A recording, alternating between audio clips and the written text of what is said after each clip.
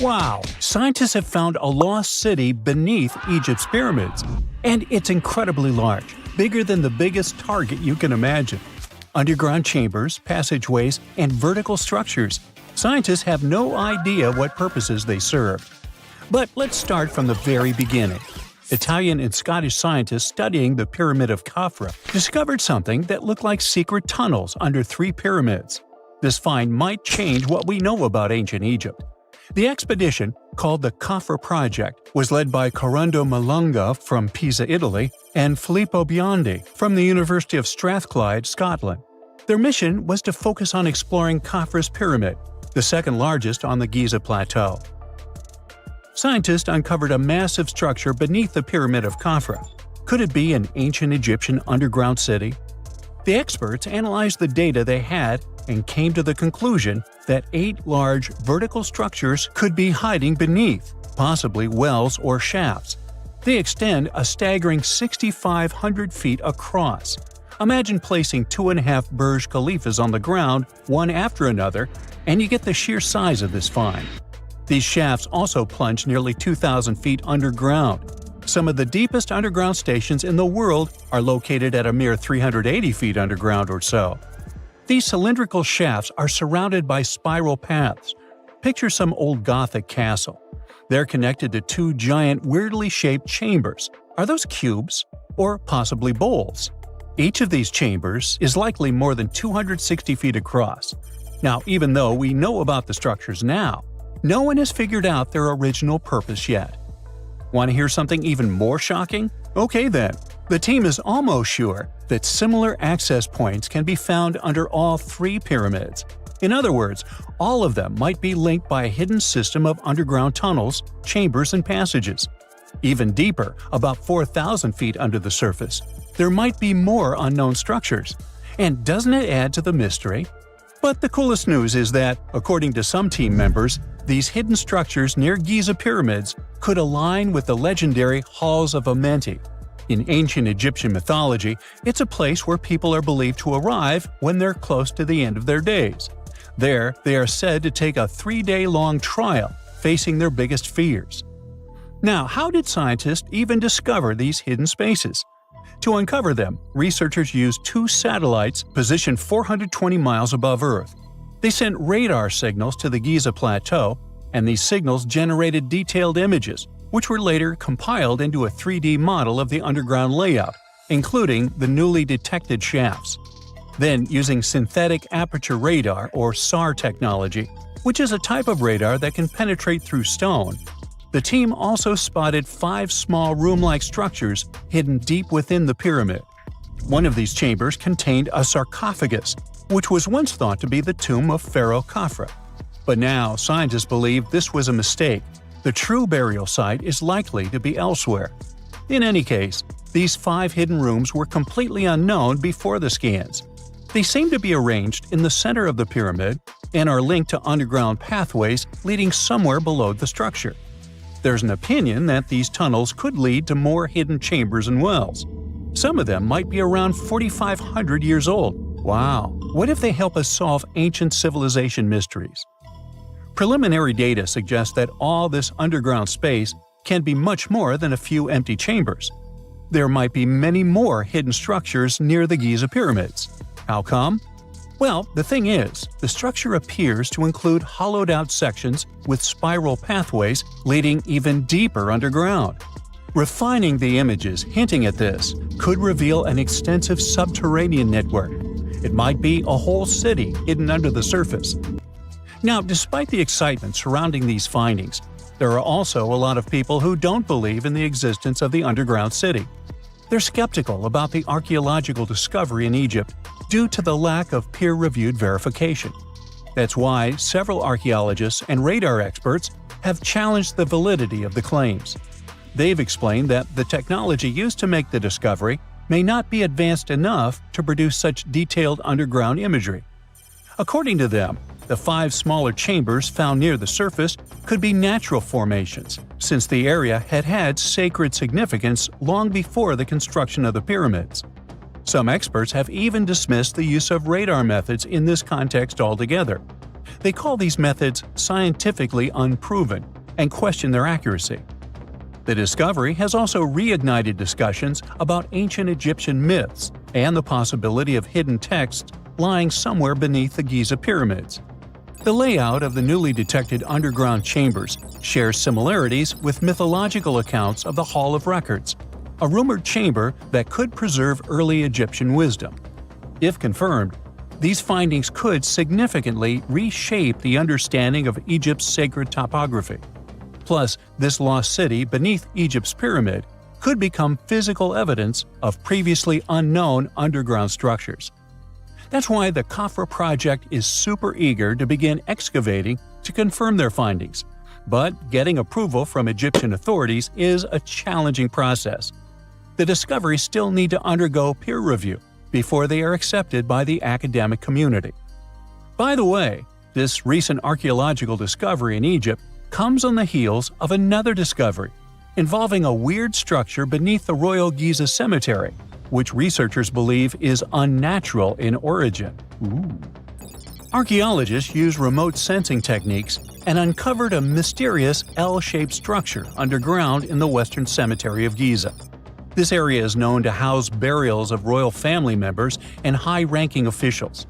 Many of the tombs in the cemetery have above-ground mastabas, rectangular stone or mud brick structures with flat roofs.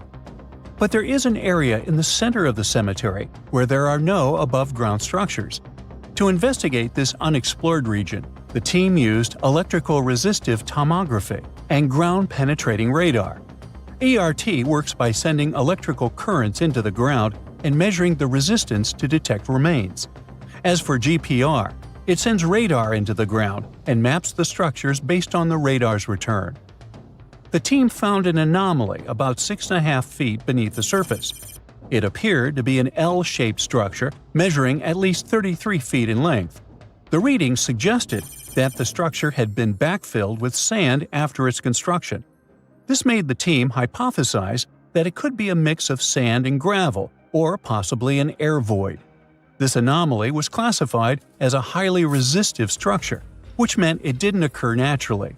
Motoyuki Sato, the study's lead author and professor at Tohoku University in Japan, claims that the structure is not a natural formation due to its sharp shape. Another weird thing about ancient Egyptian pyramids is that historians have long believed that they were built primarily for royals and high-status individuals who had the wealth and power to create such massive structures. However, new research from the archaeological site of Tombos in modern-day Sudan challenges this assumption. The thing is, Tombos' pyramid may have served as burial sites for low-status workers as well as elites. The hard-working members of ancient communities may have found their last resting place in some of the most visible monuments, including the pyramids. Located along the Nile River in the ancient region of Nubia, Tombos became part of Egypt after its conquest of the area around 1400 BCE. That's when Egypt established the site to strengthen its colonial control. Workers at Tombos built pyramids, but those were much more modest than the famous pyramids of Giza. The research team reanalyzed 110 human skeletons from Tombos, originally studied in 2012.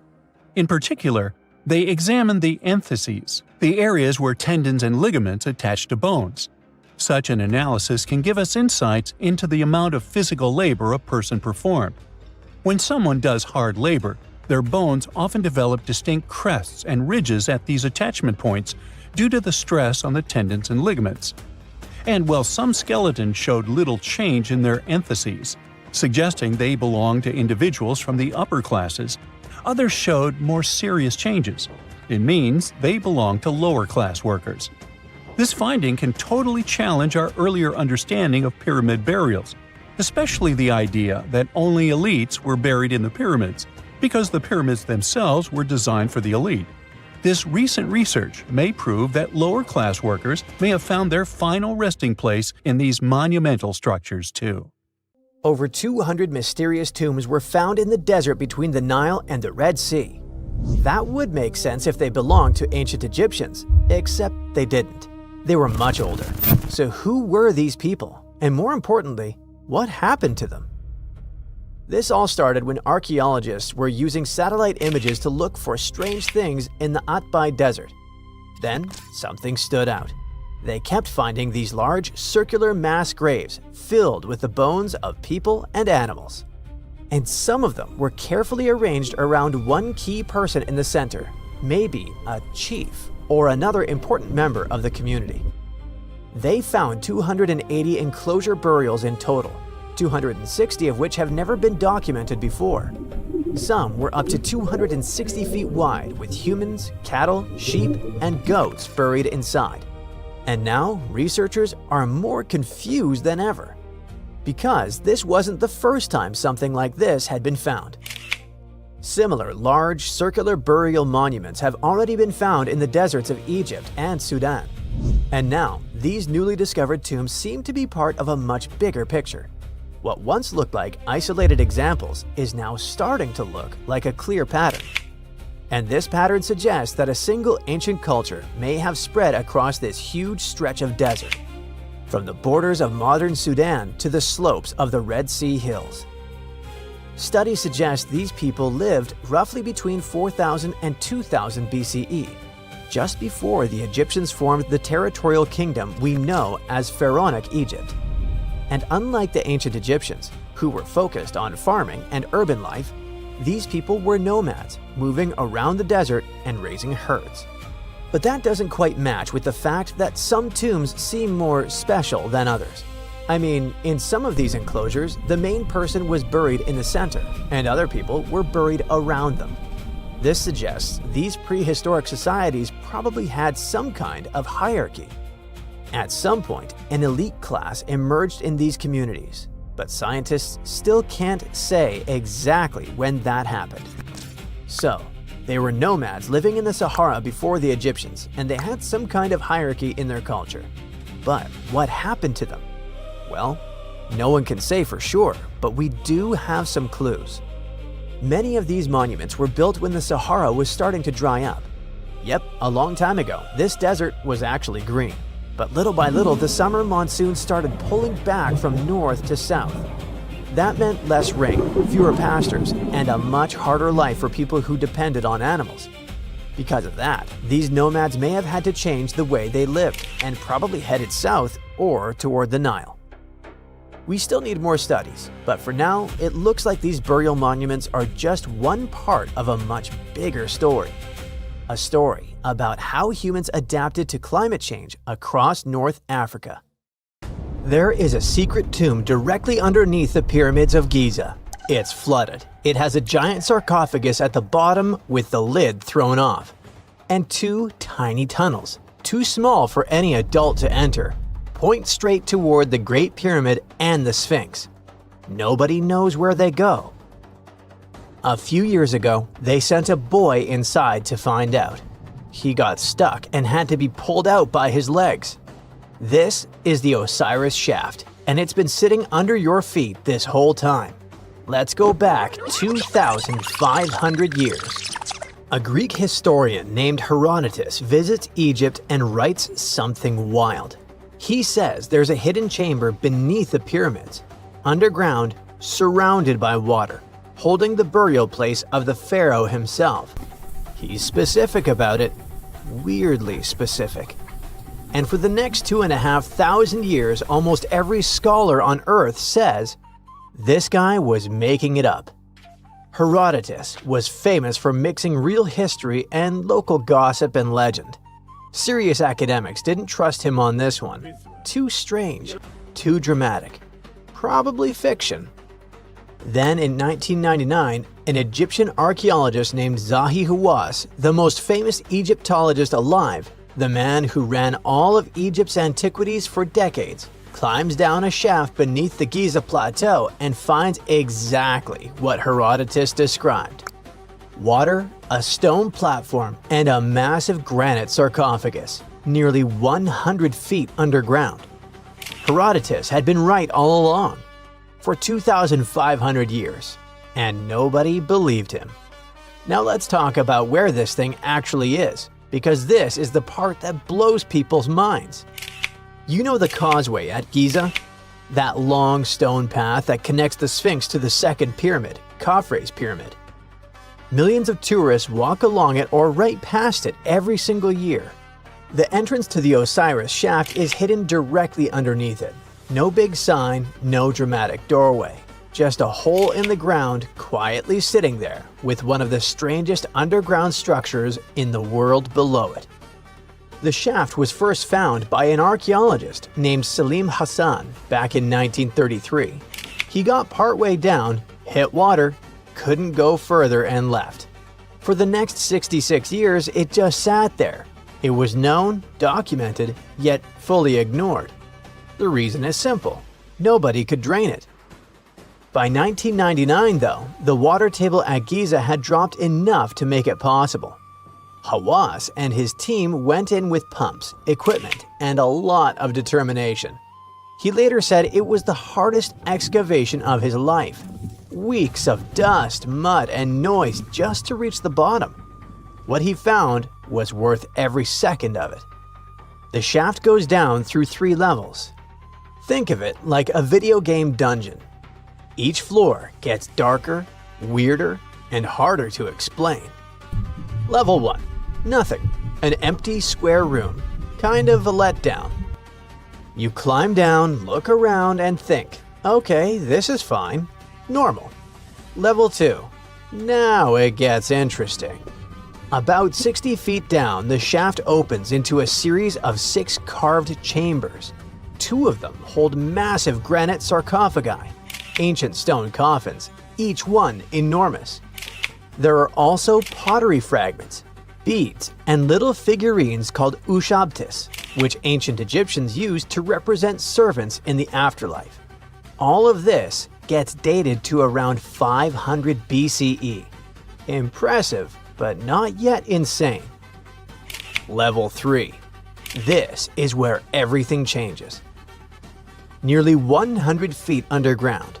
That's about the height of a 10-story building going down. The shaft opens into a large flooded hall. In the middle of it sits a rectangular stone platform, surrounded by water on all sides. And on that platform sits a granite sarcophagus. Massive, 10 to 15 tons, lid thrown off, empty inside. Here's the thing that stops you cold. There are no inscriptions anywhere in this entire structure. Not on the walls, not on the sarcophagus. There's virtually nothing. In ancient Egypt, that's almost unheard of. Tombs were covered in hieroglyphics, prayers, spells, the name of the person buried. This place has total silence, like someone deliberately left it blank, except for one thing. When Hawass moved the lid of the sarcophagus, he found a single hieroglyph carved into the floor beneath it. Just one word. Per. It means house. That doesn't sound like much until you know that the entire Giza Plateau was known in ancient times by the name. Well, I nailed it with per, but this one will just be on the screen. This phrase translates to the House of Osiris, Lord of the Underground Tunnels. Osiris was the Egyptian god of the dead, the ruler of the underworld, the one who controlled what happened to you after you died. And Rostam, the last part of the name, specifically meant the underground passages beneath the plateau. So this wasn't just a tomb. It was built to be Osiris's house, a symbolic entrance to the underworld, sitting beneath the most powerful religious site in all of ancient Egypt. Hawass named it the Osiris Shaft because of exactly this. It matched Herodotus, it matched the ancient name of the plateau, and it matched the mythology perfectly. He called it his favorite discovery, the most exciting work of his career. But here's the part nobody talks about enough. After the burial chamber, there's a narrow corridor heading east. You squeeze through it for about 65 feet until you reach a tiny vault, barely enough space to turn around. And from that vault, 2 tunnels branch off. The first one heads north, directly toward the Great Pyramid. The second heads east, directly toward the Sphinx. Both tunnels are about 16 by 16 inches. That's roughly the size of a large pizza box. No adult can fit inside. Nobody has ever been able to explore them. We have no idea how long they are, where they actually lead, or what's at the end. When Hawass tried to investigate, he did the only thing possible. He sent a small boy in with a rope tied to his legs. The boy made it a little way and got completely stuck. They had to pull him back out by his feet. Those tunnels are still there right now, today, pointing at two of the most iconic structures humans have ever built, and we have never seen what's inside them. So what is the Osiris shaft really? Here's the honest answer. We don't fully know.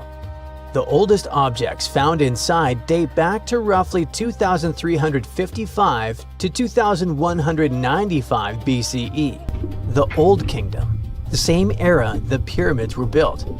That means this shaft might be just as ancient as the pyramids themselves, but the chambers on the second level were added much later, and the sarcophagus at the bottom looks stylistically like it came from the 26th dynasty around 500 BCE. So people were using this place and adding to it across thousands of years. Different people, different eras, different beliefs, all drawn back to the same underground location. Some researchers think it's a lost royal burial site. Others think the third level is purely symbolic, a ritual space for the worship of Osiris, not an actual grave. Some wonder if the tunnels connect to a larger network of passages beneath the plateau. The Osiris shaft only opened to the public for the first time in 2017.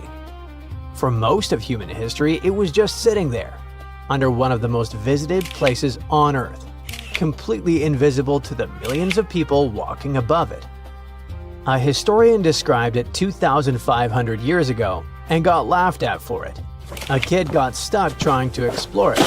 A 15-ton sarcophagus sits at the bottom with its lid thrown off and no name on it. Two tunnels point straight at the Great Pyramid and the Sphinx, waiting for someone small enough, or brave enough, to find out where they go. We've been studying Giza for centuries, and it's still keeping secrets. The Sahara Desert is like a Mad Max movie. Scorching heat, endless dunes, and an overall barren wasteland. A place where no one could live, right? Well, forget all you know about it, because 5,000 years ago, the Sahara was a lush paradise of grasslands, lakes, and rivers, and the home of a ghost civilization that vanished without a trace. Our tale begins in the 1930s, when a Hungarian explorer stumbled upon a cave in the middle of the Sahara. Inside, he found something bizarre: ancient rock paintings of people swimming in a lake, surrounded by giraffes, hippos, and crocodiles. At the time, everybody shrugged it off as some symbolic depiction of the afterlife, because really, who would imagine a lake in the Sahara? Well, fast forward some 70 years later, when a group of archaeologists made a discovery that flipped the script. In a rock shelter in Libya, they unearthed 15 mummies, along with baskets, ceramic pots, and other everyday items. This may look like prehistoric junk to most people, but to archaeologists, it was like uncovering a key piece of evidence. Those people weren't just passing through, they lived here. You see, those weren't just any mummies. They were some of the oldest naturally mummified humans ever found, dating back over 7,000 years. Take that, Egypt. Two of them still had readable DNA, preserved thanks to a rare natural mummification process, almost a miracle considering the Sahara's climate's ability to turn everything into, well, beef jerky. Scientists struggled to understand where those mummies came from for a while, because the mitochondrial DNA they recovered was not helpful at all. But thanks to scientific progress, they eventually managed to do a full genome analysis that revealed some weird secrets. Those people belonged to a human lineage that was completely unknown, and they lived isolated from the rest of humanity for thousands of years. For decades, researchers assumed that the place where they lived, the Green Sahara, was like a prehistoric highway, a lush corridor that humans and animals used to migrate between sub-Saharan Africa and the Mediterranean. But the mummies demolished that theory, like a hippo sitting on a sandcastle. Their DNA showed zero genetic mixing with sub-Saharan and Eurasian migrants, keeping their genes pure for 7,000 years. Their closest genetic relatives weren't their neighbors living right below the famous desert, but some ancient hunter-gatherers from Morocco, and even some guys that lived in the Czech Republic, when it wasn't even a country yet, 50,000 years ago. We're not out of the woods yet, because those mummies also carried some teeny-tiny traces of Neanderthal DNA, just 10% of the amount found in modern Eurasians. Now, if you paid attention in school, then you know that Neanderthals lived in Europe and Asia, and early humans only mixed with them after migrating out of Africa. But those Green Sahara folks never left Africa. So how did they get Neanderthal genes? The leading theory is that their ancestors mingled with Neanderthals in North Africa 50,000 years ago before settling in the Sahara and cutting off contact with the outside world. Archaeologists also found cattle bones and tools made of stone and wood at that rock shelter, proving that those people led a thriving pastoral lifestyle. This discovery made scientists scratch their heads for a while because, you see, animal domestication was not developed in Africa. So how did they learn it if they never mingled with anyone? Did they have ancient YouTube tutorials? Probably not. The researchers believe they must have traded knowledge with neighboring groups, but just knowledge, no saliva. It's almost too hard to believe that no outsiders mixed with them. After all, who wouldn't want to live in a thriving civilization in the middle of a green paradise, drinking milk, eating meat, and even using animal blood as a protein source? Ooh, yummy. They didn't have to hunt for every meal, thanks to their livestock, and the abundant water made life pretty sweet. And yet, they never married outsiders. Why? Maybe it was a cultural choice to never date outside their own group. Or maybe the landscape itself kept them isolated. This is where scientists place their bets. They believe that the dense forests and rivers that existed in the Green Sahara acted like nature's no trespassing sign, creating a geographical barrier that isolates animals, plants, and whole societies. This isolation is the reason why their genes were so unique. These guys weren't swapping spit with anyone else. But this genetic time capsule almost didn't survive. For most of the last ice age, the Sahara was even harsher than today, a true dead zone where humans couldn't survive. 70,000 years ago, even the toughest people disappeared, retreating to the Nile Valley and the Mediterranean coast. Why? Because Earth was a climate bully. Massive glaciers stole all the moisture, weakening monsoons until rain clouds barely reached North Africa. Then came the knockout punches. Armadas of icebergs flooded the North Atlantic, triggering devastating droughts each time. This was the Sahara's ultimate keep-out era. Now, you're probably wondering how in the world the Sahara turned green after all this, and then went back to being a desert again. Well, it all started 15,000 years ago, I wasn't around then, when Earth was shaking off the last ice age. Our planet's axis was a bit wobbly, and because of that, the northern hemisphere got closer to the sun, getting extra sunlight and heat. This eternal summer turned North Africa into a giant moisture magnet, pulling water from the Atlantic and making it all rain down on the Sahara. The result of this ridiculous amount of rain was a lush savanna, complete with lakes the size of small countries. But the African humid period was not just a one-time miracle. The truth is, this eternal on and off switch between green and desert happened to the Sahara more than 230 times since the desert was born. During one of these events, the Sahara even expanded, getting bigger than it is today. So when the Green Sahara showed up, you can bet it brought the ultimate ecosystem glow-up. This wasn't just a light dusting of grass. We're talking full makeover. The transformation was so complete, it even reshaped animal populations. Cheetahs suddenly struggled with the new prey dynamics, while rodents like the multi-mammate mouse thrived in the suddenly abundant grasslands. But don't pack your prehistoric swim trunks just yet. This paradise had teeth. The Sahara was an ecological maze of crocodile-infested rivers, malaria-carrying mosquitoes, and big cats lurking in the tall grass. Crossing it would have been like playing a real-life game of Hungry Hungry Hippos. This is probably why more groups didn't settle permanently. The Sahara's climate cycled between wet and dry every 20,000 years, hardly a stable zip code. For most ancient people, it was smarter to treat the Green Sahara like an all-you-can-eat buffet, grab resources and leave before the desert returned. Still, this Green Sahara period lasted for 10,000 years, giving our mystery shepherds plenty of time to thrive. But around 5,000 years ago, Earth's axis shifted again, the rains moved away, and the Sahara dried up faster than a puddle in July. As the desert returned, the shepherds from the Green Sahara had no choice but to pack up their livestock and leave. Some researchers believe they migrated toward the Nile, laying the groundwork for ancient Egypt, so I guess their legacy lives on.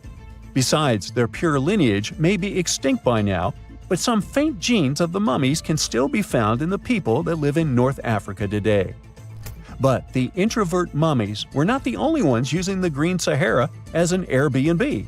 They actually had neighbors just around the corner, in a lakeside village in Niger to be exact.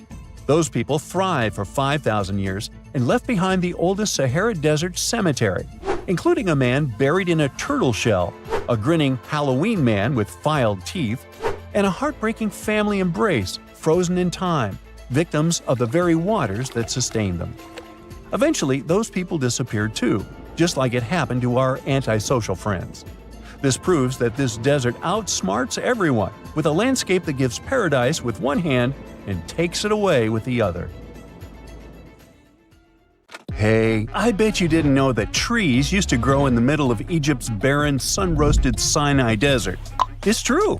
If you can't picture it, I don't blame you. But archaeologists have recently stumbled upon a tree-lined boulevard. Yep, an actual green avenue, leading to a massive ancient fortress. No, this isn't some mirage or an overactive imagination, although I do have one. But it's turning our ideas of ancient Egyptian desert life upside down. Let's rewind a bit. The site in question is called Tel Abu Saifi, located in the northern part of the Sinai Peninsula.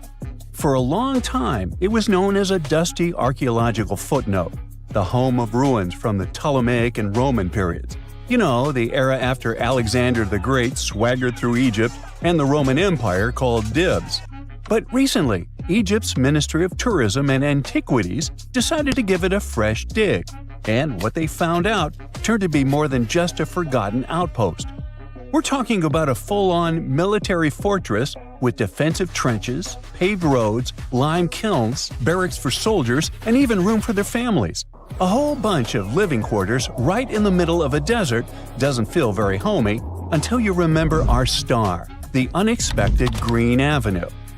This road was over 300 feet long and 36 feet wide, as long as an American football field, paved with limestone slabs and lined with more than 500 clay planting pits. These weren't for show, they held actual trees, creating a shaded tree-line entrance straight to the fortress. Imagine walking through that, the sun blazing overhead, and suddenly, blessed shade. Ooh.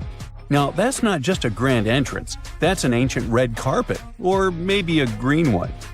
But this wasn't about curb appeal. The existence of hundreds of trees in a desert landscape over 2,000 years ago tells us something big.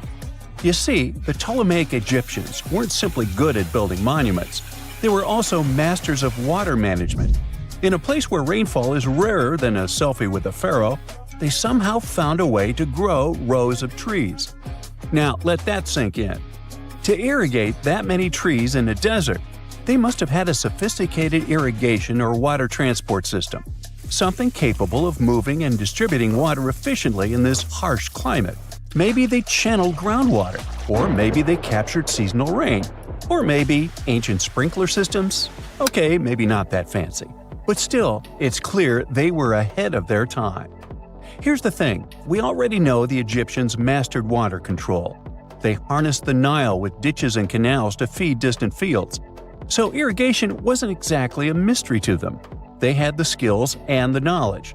And sure, scientists still debate what the Sinai climate was like 2,000 years ago, but many believe it may have once been greener. After all, Take one look at those dramatic mountains and rocky landscapes, shaped and sculpted as if by brute force of ancient rivers. And it's hard not to think that water once played a bigger role out there. Plus, archaeologists have found tons of evidence showing that Ptolemaic Egyptians cultivated fruits, vines, and trees on a large scale. In other words, growing a forest in a desert might feel wild to us, but to them, it was just another Tuesday. And now, this green avenue is making archaeologists wonder, what if similar irrigation systems were used elsewhere, say for transporting the enormous stones used to build the pyramids? There's already a theory that ancient rivers or human-made canals helped move those stones. And the Tel Abu Saifi discovery? Well, it might just be the missing puzzle piece. This isn't just a dream. Back then, rivers were like highways, power grids, and cargo trains of the ancient world, all rolled into one. Egyptians used them for everything: irrigating crops, trading goods, powering industry, and even mobilizing for war. If you were doing something important, odds are it involved a river. But wait, it gets even better. Excavations revealed deep defensive trenches, like ancient moats, dug more than 6 feet deep around the fortress. Those weren't just muddy ditches. They were part of an elaborate defense system designed to be filled or bridged to control access. Think of it as ancient Egypt's version of a retractable security gate, minus the hydraulics. And while the trenches were keeping intruders out, life inside the fortress was bustling. Remember how we said archaeologists had found military housing units? It turns out soldiers might have lived there with their families. So this wasn't just a barracks. It was a thriving community, with meals, routines, kids playing, and probably a whole lot of ancient gossip flying around the dinner table. In addition to all the military stuff, researchers found 4 massive lime kilns used to produce quicklime, an essential ingredient for making construction mortar. These kilns are a big deal because they suggest that during the later Roman period, Tel Abu Saifi turned into an industrial hub. It was like the Home Depot of ancient Egypt, churning out materials to build and repair buildings. But here's where the plot thickens. Underneath all of this, beneath the roads, the trenches, the kilns, archaeologists found the corners of an even older structure, a mystery building. Could it be the remains of a third, much older fortress? Or an ancient cemetery or lost city? Nobody knows yet, but one thing's clear: this story isn't over. Honestly, this might be the coolest archaeological cliffhanger of the decade. So, what does this all mean? Well, for starters, it challenges everything we assumed about desert life in ancient Egypt. For the longest time, deserts were thought of as natural barriers, dry, deadly, and empty. But this find suggests that the desert might have once been green and full of life, not because the climate was dramatically different, but because the Egyptians were incredibly good at bending the environment to their will. They didn't just survive in the desert, they transformed it. It also adds fuel to the fire in the age-old debate about ancient Egyptian tech. If they could build a fortress with tree-lined roads, moats, irrigation, and industry in the middle of the Sinai, is it really such a stretch to imagine they could engineer water channels to move pyramid stones? Forget the Ancient Aliens TV show. Sure, it's entertaining, I'll give you that, but it makes us forget something crucial. Those people were brilliant. A lot of what we call modern technology is recycled ancient ingenuity. And who knows how much knowledge we've lost over time. Meanwhile, the dig continues. Scientists are now mapping the entire Tel Abu Saifi site, trying to piece together how all the structures connect. Some want to analyze soil samples to find traces of old tree roots and maybe even figure out what kinds of trees once grew there. Imagine if they were date palms. We might be looking at the world's oldest snack lane. You already know that the implications of the discoveries don't stop with history books, right? This kind of discovery has modern relevance too. Our world is going through a lot of change, with crazy weather and huge heat waves. So maybe we should be asking, what can we learn from ancient civilizations that once made the desert bloom? If nothing else, Tel Abu Saifi reminds us that the ancient Egyptians were more than just pharaohs, pyramids, and mummies. They were visionary planners, eco-architects, and straight-up problem solvers. They didn't wait for nature to hand them what they needed. They engineered it.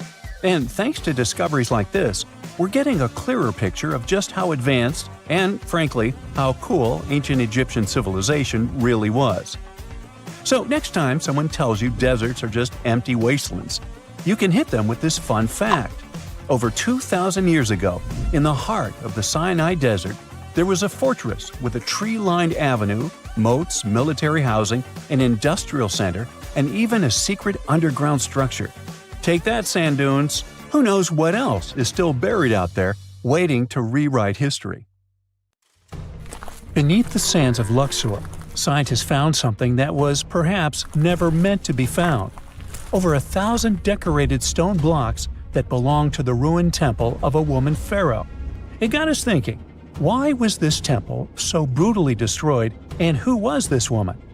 Her name is Hatshepsut, and she is now considered one of Egypt's greatest pharaohs, but for a long time, history almost forgot her. She ruled during the 18th dynasty, from around 1479 to 1458 BCE. She's remembered for her ambitious building projects, successful military campaigns, and flourishing trade expeditions. It turns out she was one out of 4 women to take the title of pharaoh in Egyptian history. The next woman would have to wait for 1,500 years to reign, and that woman we know as Cleopatra. The story of how Hatshepsut got to be a pharaoh is the most colorful part of this tale. As far as most dynastic rules go, it's usually men that are first in line for royal thrones. In Egypt, that was the same. That's why, when Pharaoh Thutmose I had a daughter as his firstborn, that was a big no-no as far as his succession line went. A few years later, Pharaoh Thutmose I passes away. The crown passed to Thutmose II, who ruled briefly, only to leave the throne to his infant son, Thutmose III. In this scenario, Hatshepsut was this pharaoh's stepmother. So what happened was that Hatshepsut served as advisor to her stepson, since he was too young to rule on his own. But after 7 years, she made an unprecedented move. She decided to seize power and declared herself Pharaoh of Egypt. Now this was not a simple power grab. Hatshepsut understood that if she wanted to rule, she had to present herself as a legitimate king. In a bold move, she adopted the full royal regalia, including the false beard traditionally worn by male pharaohs. She was often depicted in statues and hieroglyphs as a man, wearing the pharaoh's kilt and headdress. But this wasn't about disguising herself. Experts believe she never tried to hide her identity. Inscriptions on her statues often included feminine titles, like Daughter of Re, or grammatical structures that combined male and female terms, such as His Majesty herself.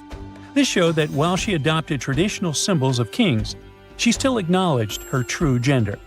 But she needed to go even further. To legitimize her rule, she crafted an elaborate origin story.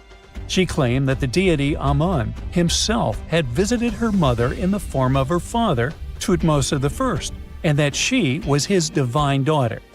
Now this was no small claim, since pharaohs were seen as deities on earth. By aligning herself with Amun, she strengthened her right to the throne. In temple carvings, she depicted this divine birth with Amun, presenting her as his rightful heir. These narratives weren't just mythology, they were tools, ensuring her position remained unchallenged. Hatshepsut also took a new name, Ma'at-Kari, which translates roughly to "Truth is the soul of the sun god." The word Ma'at was central to Egyptian beliefs. It represented order, justice, and divine balance. Pharaohs were expected to uphold Ma'at to ensure Egypt's stability. By calling herself Ma'at-Kari, Hatshepsut was likely reinforcing that she was a legitimate and rightful ruler. Her reign was truly great. She led Egypt into an era of peace and prosperity, launching massive building projects and restoring temples across the kingdom. Her most famous achievement was the construction of her temple at Deir el-Bahari, a pretty impressive architectural masterpiece carved into the cliffs of Luxor. Hatshepsut initiated one of the most ambitious construction projects in ancient Egyptian history, commissioning monuments, temples, and obelisks to immortalize her reign. It's argued that she continued with the construction of the Avenue of the Sphinxes, a grand road lined with statues leading to the Karnak Temple. For many, her shining architectural achievement was the towering obelisk she had carved from single pieces of granite. One of these, weighing over 320 tons, still stands today. Now, beyond building, she expanded Egypt's influence through trade. She sent an expedition to the mysterious land of Punt, believed to be modern-day Somalia or Eritrea, bringing back riches like gold, ivory, and exotic animals. Her fleet of ships sailing the Red Sea marked the first recorded trade mission of its kind, establishing economic ties that would benefit Egypt for generations. Yet, for all of her success, something strange happened after Hatshepsut passed away. Her successor, aka her stepson Thutmose III, who had been overshadowed by her rule, took a drastic step. He ordered her name to be erased from history. Her statues were defaced, her inscriptions chiseled away, and her achievements credited to other rulers. It was as if she had never existed. Some believe Thutmose III wanted to reclaim his rightful place as pharaoh, while others suggest that later rulers, uncomfortable with the idea of a female pharaoh, sought to restore traditional male dominance. The story gets even more tragic. The power struggle between stepmother and stepson continues, since, even after her passing away, Thutmose III built his own temple right next to Hatshepsut's at the Valley of the Kings. But he built his temple with one deliberate modification. His monument was built 11 feet higher than hers. Mind you that this was no accident, it was a symbolic statement. He wanted to overshadow her legacy. But history had other plans. Hatshepsut's legacy started to be rediscovered in the 19th century, and it was only through careful archaeological investigation that her reign was properly recognized. Today, Hatshepsut is remembered as one of Egypt's greatest pharaohs. Her reign, once erased, has been reconstructed through constant archaeological discoveries, proving that her power and influence could not be so easily forgotten. Her resting place had been hidden in plain sight, her body removed from its original chamber in an effort to erase her from history. This final piece of evidence cemented her legacy, proving that even attempts to erase a pharaoh could not really do it. Hatshepsut's grand temple, Djeser-Djeseru, was a stunning architectural feat, designed to immortalize her reign and solidify her divine connection to Amun. But after her death, her successor, Thutmose III, launched that calculated effort to erase her legacy, and parts of her temple were dismantled. Historians still debate why. Was it a dynastic power move, an attempt to restore traditional male rule, or a bid to strengthen Thutmose III's claim to the throne? Maybe he was just a jerk. Whatever the reason, the destruction wasn't immediate. It happened decades after her death, suggesting it might not have been a personal revenge, but a broader political strategy. Yet, despite these efforts, her temple endures, and so does her story, a defiant echo of Egypt's first great female pharaoh. Let's travel through space and time to another place. Dashur, Egypt, is known to be home to several resting places of people from ancient Egypt. In the year 2017, scientists uncovered a long-lost pyramid. They quickly called the Ministry of Tourism and Antiquities because they suspected it was going to be a big deal. Unlike most pyramids that were found in the area, this one was completely sealed. Lifting the capstone was a delicate process.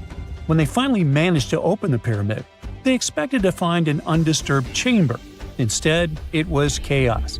The place had been looted, and the personal items of the person that had passed away were scattered all over. But in the middle of the wreckage, they found a chest. Using the latest scanning technology, they managed to read the damaged hieroglyphs on its surface. What they found was unbelievable. The name inscribed there was as clear as day: Princess Hatshepsut. Ooh. The discovery made in 2017 also opened up a lot of questions. After further analysis, scientists discovered the remains belonged to another Hatshepsut. It belonged to a princess that lived during Egypt's 13th dynasty. The fact that her resting place had been looted before it was sealed made scientists wonder, were these ancient people trying to hide something about this public figure? And why is there almost no record about her in ancient Egyptian history? Ooh, stay tuned. When you hear the word mummy, you might get a chill down your spine. That's because most of us associate this word with those creepy characters we've seen in some scary movies. But in reality, mummies have helped us understand a lot about ancient civilizations, their rulers, and about how people used to deal with losing their loved ones. The people most famous worldwide for their mummies are the ancient Egyptians. They believed that some sort of existence after passing away was possible, if certain conditions were met. That's why they insisted on preserving the human body through the process of mummification and placing the mummy in a furnished tomb, kind of like giving it a fully functioning apartment of its own. Why did they believe in this? Well, because they were deeply connected to their natural environment for the most part. They saw the natural cycles around them, like how the sun rose every day, followed by the moon, or how new life was always sprouting from plants, even after they had wilted away.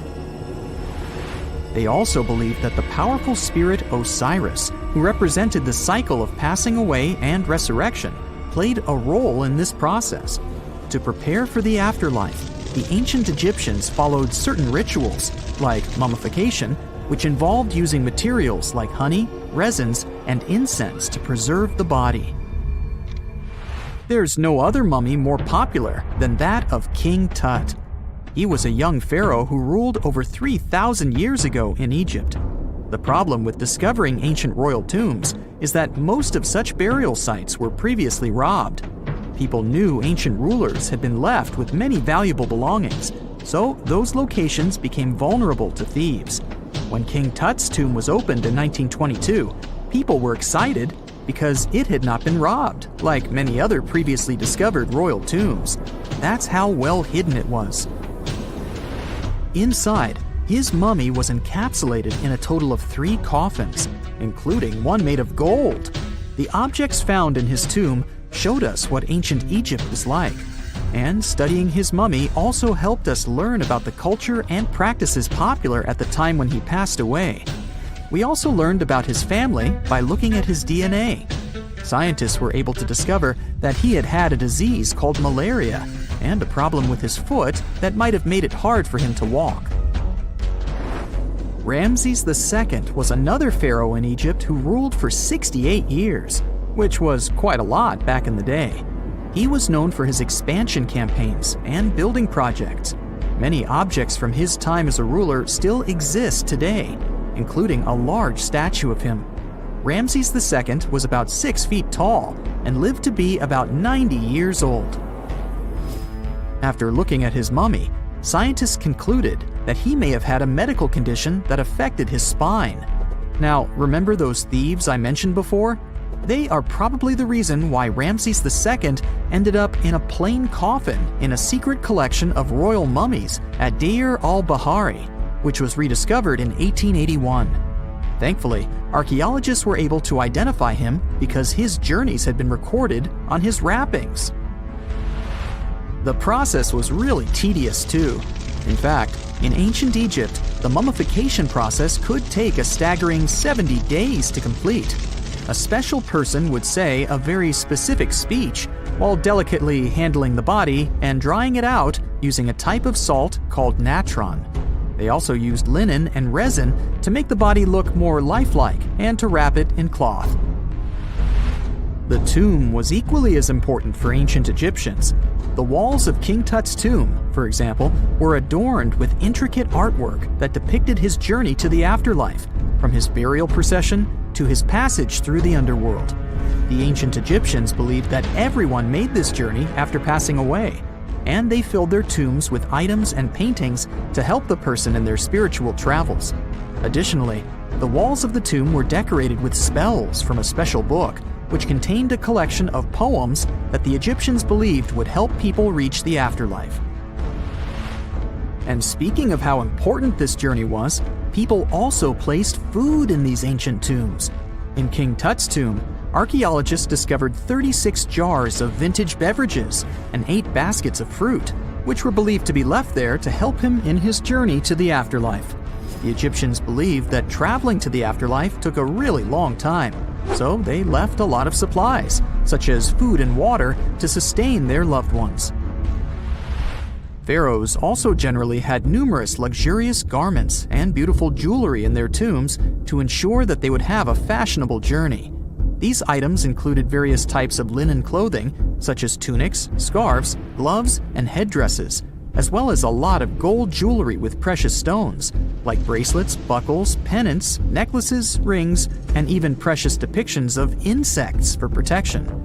Some were also deposited with fans made from ivory and ostrich feathers to keep them cool in the afterlife. Some ancient rulers were even placed in their forever apartments along with boats.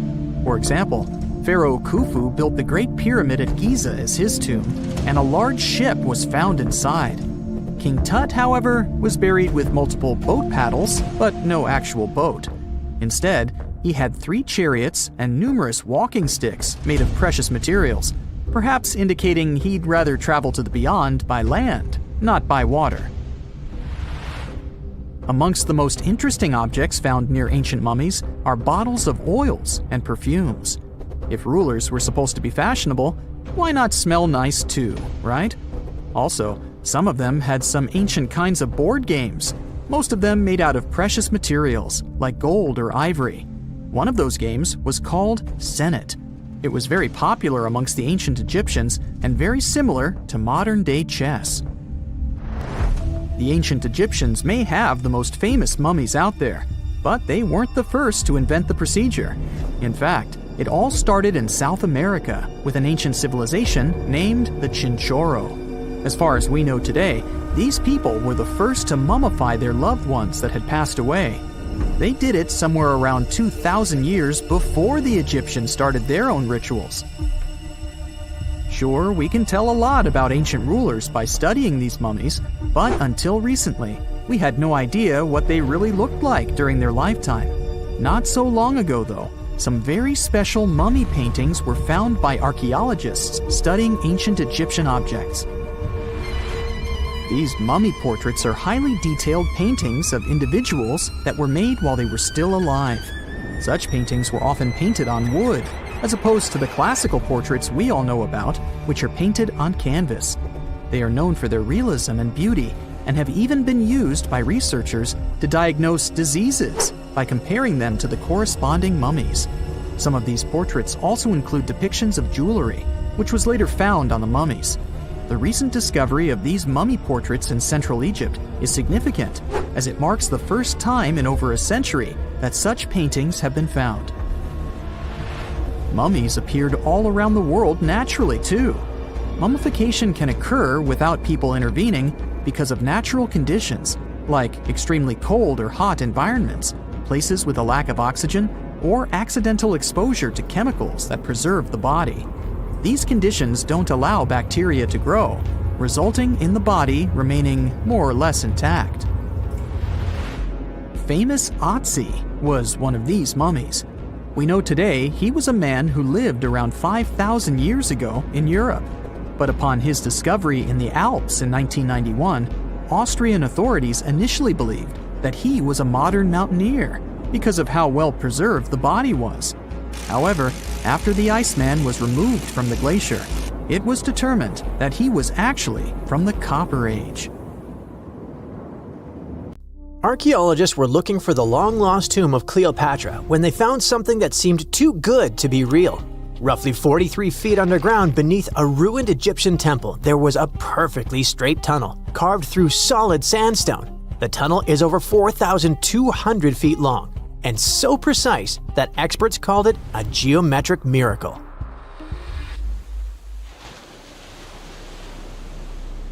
The tunnel sits beneath an ancient city west of Alexandria, near Egypt's Mediterranean coast. The team that found it carefully peeled back layers of stone and debris until they hit this passage, about 6.5 feet tall, cut cleanly into bedrock. There were no collapse marks or wandering curves, just precision. If you've ever tried to drill a straight hole into a wall at home and failed within seconds, imagine doing this underground for nearly a mile. Ancient builders had no GPS, no lasers, no modern surveying tools. Yet, this tunnel stays remarkably level over its entire length. That means they understood gradients, angles, and distance in a way that goes far beyond stacked stones and hope. engineers today rely on machines to maintain that kind of accuracy underground. These people relied on knowledge, repetition, and patience. Parts of the tunnel now sit underwater or collapsed, probably after several earthquakes that struck the region centuries ago. Some experts think the tunnel may have once connected the temple to water sources or ritual areas closer to the sea. Archaeologists noticed that the Egyptian tunnel is an exact replica of the Eupalinos tunnel in Greece. It's believed to be one of the most important engineering achievements of antiquity, which only makes the Egyptian tunnel more special. Underground passages in ancient Greece linked temples to sacred springs. Back in ancient times, people moved through space in specific ways, underground and above, to reenact myths and journeys of gods. A tunnel like this could represent a path to the underworld, rebirth, or divine transition. Nobody would invest this much effort in construction just for decoration. Plus, in earlier digs at the site, archaeologists pulled up all kinds of artifacts, including coins with the names and faces of Cleopatra VII and Alexander the Great. They also found figurines, statues of deities, a mummy with a gold tongue, and even an entire cemetery packed with Greco-Roman style mummies. The perfect geometric tunnel isn't an isolated flex. Not far away, underwater archaeologists off the coast of Alexandria uncovered something that sounds like it belongs in a royal travel documentary. A 2,000-year-old pleasure boat that once glided along the Nile. And this wasn't just another fishing vessel or cargo barge. It likely stretched over 115 feet long and 23 feet wide, and had a decorated cabin, plus around 20 rowers, which turned the river into a moving palace. This isn't speculation pulled out of thin air. An ancient Greek geographer named Strabo wrote about these exact boats around the 1st century BCE. He described lavish vessels used by royalty during festivals and ceremonial outings in Alexandria. For years, historians treated that as a poetic exaggeration. Then, this wreck surfaced, and suddenly, Strabo sounded less like a storyteller and more like a witness. Even ancient art backs it up. The Palestrina mosaic from Italy shows richly decorated boats floating down the Nile. They match both the texts and the physical evidence almost perfectly. Inside the wreck, archaeologists found something small but incredibly human. Graffiti scratched into the wood in Greek. Just writing left behind by someone who stood on that deck 2,000 years ago. Researchers haven't fully decoded the text yet, but its existence alone matters. It tells us this wasn't just a floating symbol of power. People lived on it.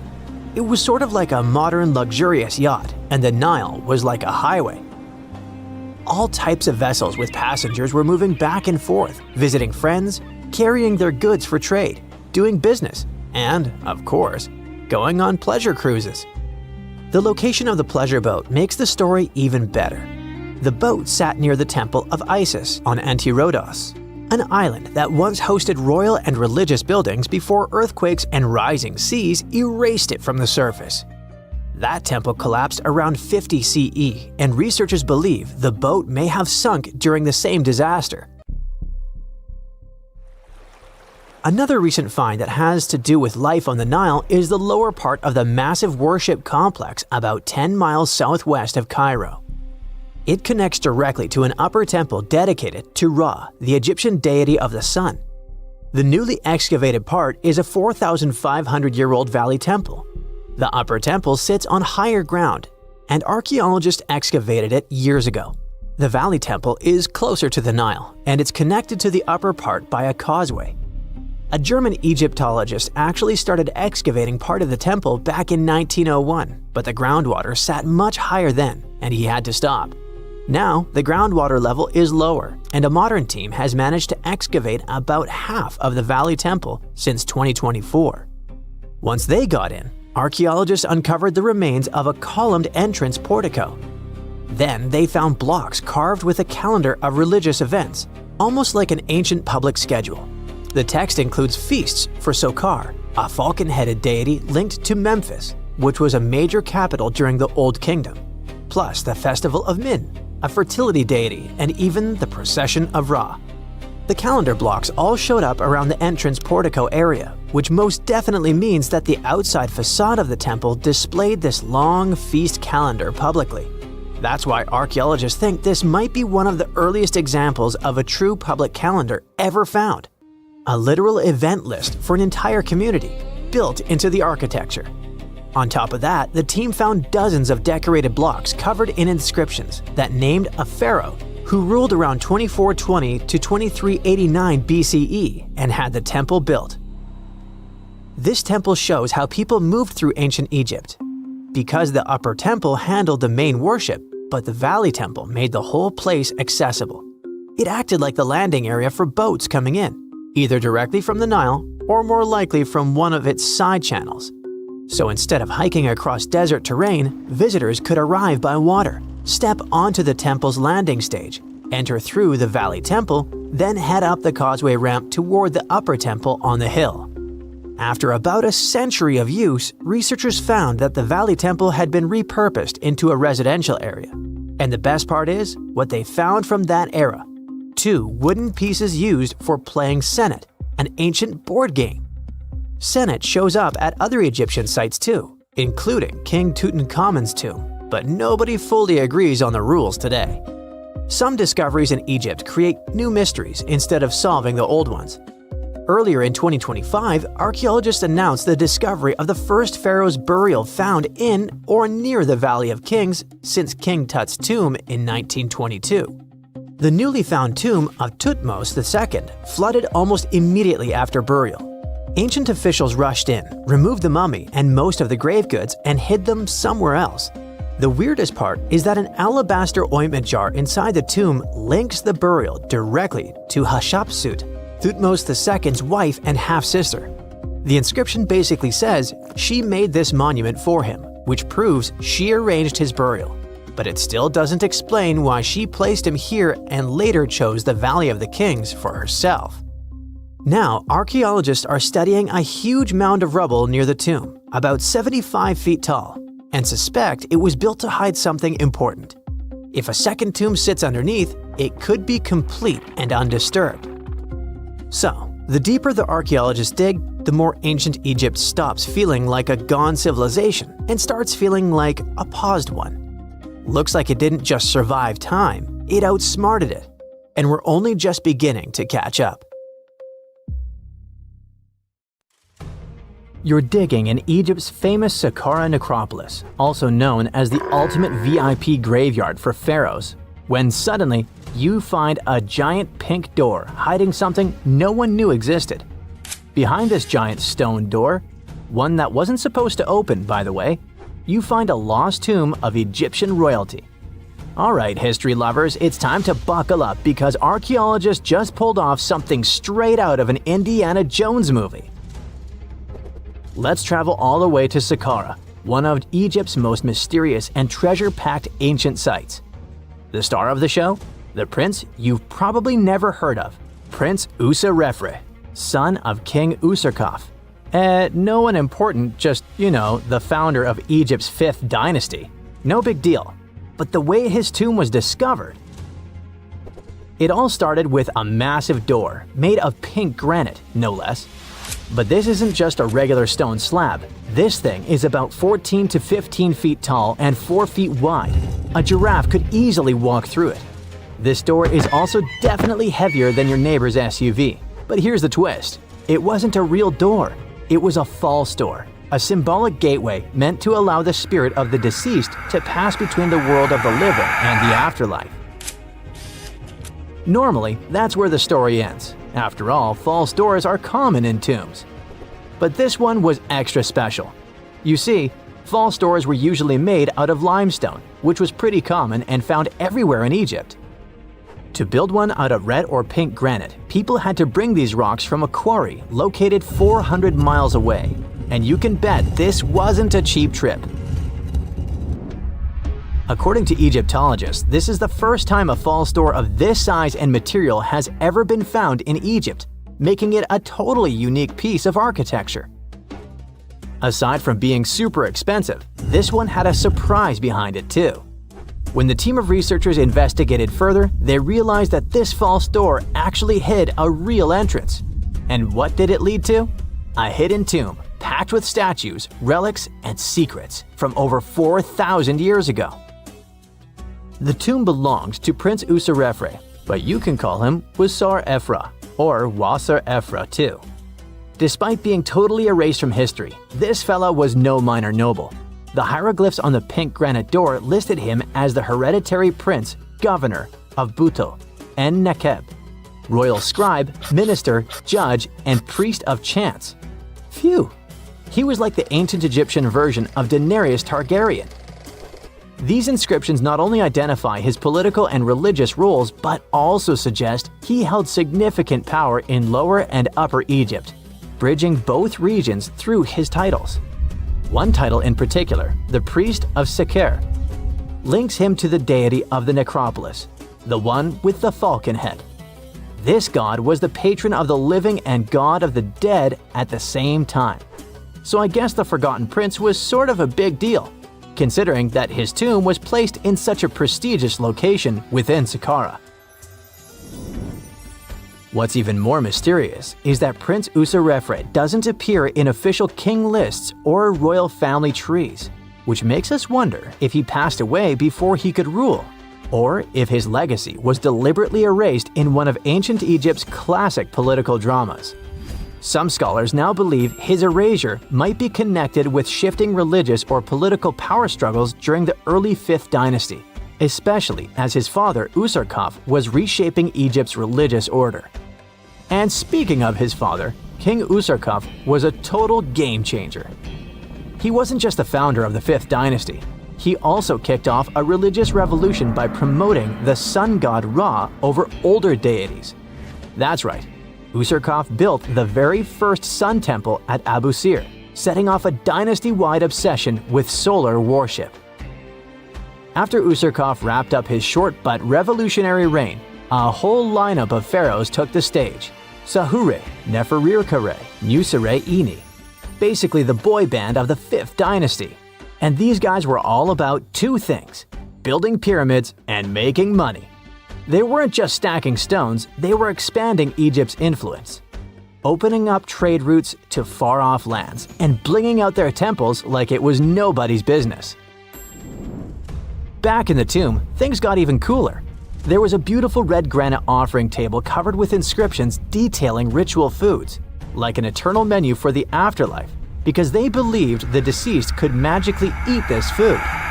Fun fact, it was the funerary priests and their families that actually ate the food. There were also pottery shards, amulets, and painted walls, but the real showstoppers were the statues. And this is exactly where things get weird, in a good way. The team found statues of King Djoser, the guy who built Egypt's first pyramid, his wife, and their 10 daughters, inside Prince Userefre's tomb. Hold up, Djoser lived a few centuries before Usarkaf, so what were his statues doing there? Turns out, scientists don't really know. These statues were built during the reign of King Djoser himself and probably belonged to that first ever built pyramid. Experts believe these statues were probably relocated during the 26th dynasty, thousands of years after Djoser, maybe to protect them from destruction, or maybe because they were still venerated. Basically, ancient Egyptians were hoarders, but classy ones. Scientists also know for a fact that some engravings and statues found there were made way later, which means that this tomb probably turned into a deposit for fancy stuff. Or maybe this was just really ancient interior decorating. Anyway, that wasn't all. There was another pink granite entrance on the eastern side of the tomb, with inscriptions linking back to King Neferirkare, another 5th dynasty pharaoh who also tried to build his own pyramid, but failed. And near this second entrance, archaeologists found something never seen before in Saqqara: a set of 13 pink granite statues, all sitting in a row on a high-backed bench, like they were waiting at the DMV of the afterlife. Some had elevated heads, probably representing the prince's wives, while others were missing their heads entirely. One black granite statue was found upside down, Maybe it had taken a tumble sometime during the tomb's long, quiet centuries underground. According to archaeologists, the positioning and head shapes suggest that these statues followed a strict social hierarchy, with the central figures likely representing higher status individuals, while the headless ones might indicate unfinished work or later vandalism. And speaking of black granite statues, another one was found standing proudly inside the tomb. Based on its design and inscriptions, it looks like it was placed there during the 26th dynasty, the same time those Djoser statues were probably moved in. This suggests the tomb didn't just sit abandoned, it was reused, adapted, and maybe even honored by later generations. And by the way, black granite was associated with Osiris, the god of the underworld, during the late period, which means that this statue's presence is a clue that the tomb was a ritual space long after the prince's death. All of this, giant granite doors, surprise statues, reused tombs, adds up to a truly thrilling find. Prince Userefre may not be a household name yet, but his tomb is now one of the most full of Egyptian history. He ruled ancient Egypt for 60 years, fought huge battles, and just loved building tons of stuff like that temple. People loved him so much that later pharaohs literally pretended to be him or wrote his name on their buildings. That's when archaeologists realized that they weren't looking at some dusty mud bricks of a tiny village. That's an entire buried city. They immediately started digging more. Turns out the whole place wasn't random. It was built with great care. The streets had drains to stop rainwater from damaging the soft mud-bricked walls. There were also small tomb chapels with writings about soldiers. This suggests this place might have been the military base, and that changes a lot. In ancient Egypt, when the military showed up, there must have been a reason. So what was it? Protection? Conquest? Control of something important? In the case of this city, it was probably about wine, water, and trade on the edge of the desert. What's even crazier is that we still don't know just how big it was. The team has only uncovered part of it so far. There could be fortifications, warehouses, administrative buildings, or even more religious or royal structures waiting underground. We also don't know what this town was called in ancient times. That name is still buried, but it might be uncovered someday, maybe inside a wall, maybe. He was the type who really gets weird about one of his interests. He tried to completely change Egypt's religion, forcing everyone to worship the sun disk called Aten instead of the usual deities. He basically told all Egypt that all their mythology was wrong, and from now on, there will be no more Osiris, no more Thoth or Set. Just raw sunlight only, people. That's known in history as the Amarna period. And he went all in, changed his name, built an entirely new capital city called Amarna in the middle of the desert, redesigned temples, rewrote hymns, and even banned traditional religious imagery. Even the art got wild at the time. People started getting elongated heads, belly rolls, and all that humanity and vulnerability carved into stone. It was deliberately weird. He wanted to show the family not as perfect gods, but as human vessels of divine light. Everyone had to awkwardly smile and play along because he was the pharaoh after all. The wackiest part is that after his rule, his son, Tutankhamun, reversed all the sun disk-related stuff. He literally changed his name from Tutankhaten, which means living image of the Aten, the sun disk, to Tutankhamun, which means living image of Amun, one of the great older deities. King Tut brought back the old deities, reopened the temples, and erased as much of Akhenaten's legacy as possible. Looks like his family didn't really like the sun cult after all. Meanwhile, this discovered wine jug shows that the city was probably active, thriving with life during Akhenaten's times. That's huge. Up until now, there was no clear evidence that his radical ideas and projects extended all the way to the north. The jug also shows that vineyards and wine production reached all the way to the north in ancient Egypt. Wine really was a huge deal, worthy of placing a military base here. Princess Meritaten most likely used this jug. Just like with her brother, she was born into the sun and named after it. Her name, also spelled Meritaten, meant beloved of the Aten.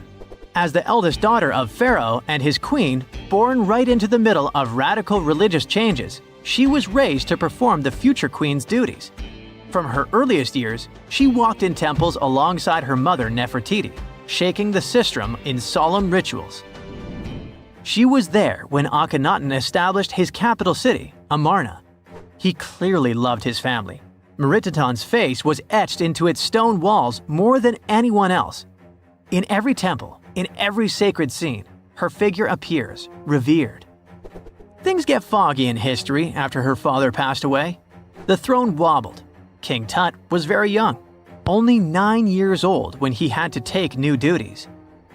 Meritaten seemed to have been a brief step between her father and her younger brother. She married someone called Smenkhkare. History isn't even sure who that mysterious man was. Could have been a puppet, a phantom king in a crumbling dynasty. May have even been her brother.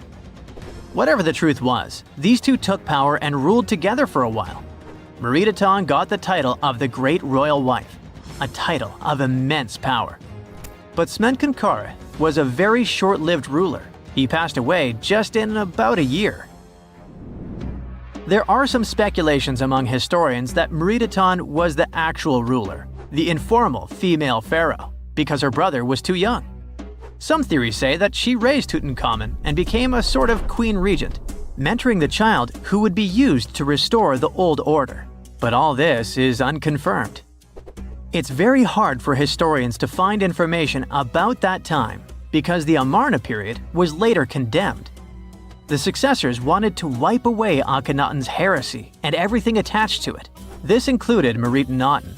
So even if she ruled, even if she mothered Tut, they tried to bury her in the sands of history. In any case, perhaps this new uncovered city will tell us more about the mysteries of the Amarna period, one of the most chaotic periods of ancient Egypt. Egyptian archaeologists made an extraordinary discovery near Cairo just recently. Drumroll, please. The most ancient and most complete mummy yet discovered in the country. Yes, they were keeping it under wraps. The 4,300-year-old mummy was found in a group of tombs close to the step pyramid of Djoser, dating back to the Egyptian Old Kingdom. It was covered in layers of gold. The team also found several other tombs, including one belonging to an ancient Egyptian official and another belonging to a secret keeper who had the power to perform special ceremonies. Another interesting tomb was that of a writer, which featured the largest statues ever found in the area. This vast burial site is also home to more than a dozen pyramids and resting grounds. Probably one of the most famous mummies in the world is that of Hatshepsut. She ruled Egypt like a boss for around 20 years, building all sorts of impressive buildings and creating new trade routes. But when archaeologist Howard Carter found her tomb in the Valley of the Kings, her sarcophagus was empty. However, Carter did find 2 coffins in another tomb, one of which belonged to Hatshepsut's wet nurse and the other to an unknown woman. In 2006, a team of specialists decided to investigate whether that mysterious lady was the queen herself. They found a molar tooth in a wooden box with Hatshepsut's name on it, and when they compared it to a gap in the mummy's mouth, it was a perfect match. Ramses II was a pretty impressive ruler, but it was his mummy that eventually made history. Now, we don't hear too much about his daddy. Okay, I'll stop. Ramses is considered to be the most powerful pharaoh in all of Egypt, as he reigned for a whopping 6 decades. He also lived to be over 90 years old. Now that's pretty amazing, considering the time he lived in. Ramses II supposedly had over 100 offspring too. Talk about a big family. When he passed away, his body was originally buried in the Valley of the Kings, but some sneaky guys tried to rob his tomb of all his treasures. Officials back in the day weren't having any of that though, so they moved his body to a secret location to keep it safe. Fast forward to the 1800s, and Ramses II's mummy was discovered along with a bunch of other rulers and important officials. But it wasn't in the best condition, so archaeologists flew it to Paris to get it, pampered. Problem was, he couldn't just be transported into another country. The only solution available was to give Ramses II his own passport. His occupation was listed as king, and the document even featured his photo. You know, most mummies aren't necessarily known for having the most hydrated skin. But that of an ancient woman, also known as Lady Di, proves otherwise. No, not that Lady Di. This wealthy lady from ancient times was discovered in an ornate tomb in 1971, and she looked fabulous, if we can say so about a mummy. Thanks to the special conditions in her tomb, like the moisture in the environment and the lack of oxygen, her body was almost perfectly preserved. Her skin was soft, her hair was on point, and she was still flexible. The museum that now proudly displays her mummy also shows a ton of fancy items that were buried with her, like dinnerware and musical instruments. Archaeologists investigated the mummy further and discovered that she passed away from a heart attack at around 50 years old. Even though it hasn't been around for over 2,000 years, Lady Di is still making history. The mummy of Otzi the Iceman was discovered in the Alps in 1991. Austrian authorities initially thought he was a modern mountaineer because he was so well preserved. Turns out, he was actually from the Copper Age. He was found in a mountain pass over 10,000 feet above sea level. Through studying his mummy, we've learned so much about life in Copper Age Europe. For example, we know that he was a native of Central Europe and enjoyed eating meat. He also suffered from arthritis, narrowing arteries, and intestinal problems. But he likely used acupuncture and medicinal herbs to treat these conditions. And apparently, he was pretty handy with tools. He sharpened them just days before his untimely demise. Who knows if he was expecting trouble or just getting ready for some routine work. Now, King Tut and his story is most likely the one that made all mummies famous. This pharaoh passed away at the young age of 19, more than 3,000 years ago. But his mummy is still one of the most well-known in the world. When his tomb was opened in 1922, people went wild because it was still intact, unlike many other royal tombs. It had some seriously blinged-out coffins, including one made of solid gold. Not only did Tut's tomb give us a glimpse into ancient Egyptian history, but his mummy also taught us a lot about the time he lived in. DNA analysis helped identify his parents and revealed that the pharaoh had a rare bone disorder that might have made walking a bit tough. Now, Ginger is most likely one of the coolest mummies you'll ever hear about. He's like a time traveler from 5,000 years ago who's still looking fly with his golden hair and perfectly preserved nails. Ginger was discovered in Egypt and is believed to be the earliest known mummified body.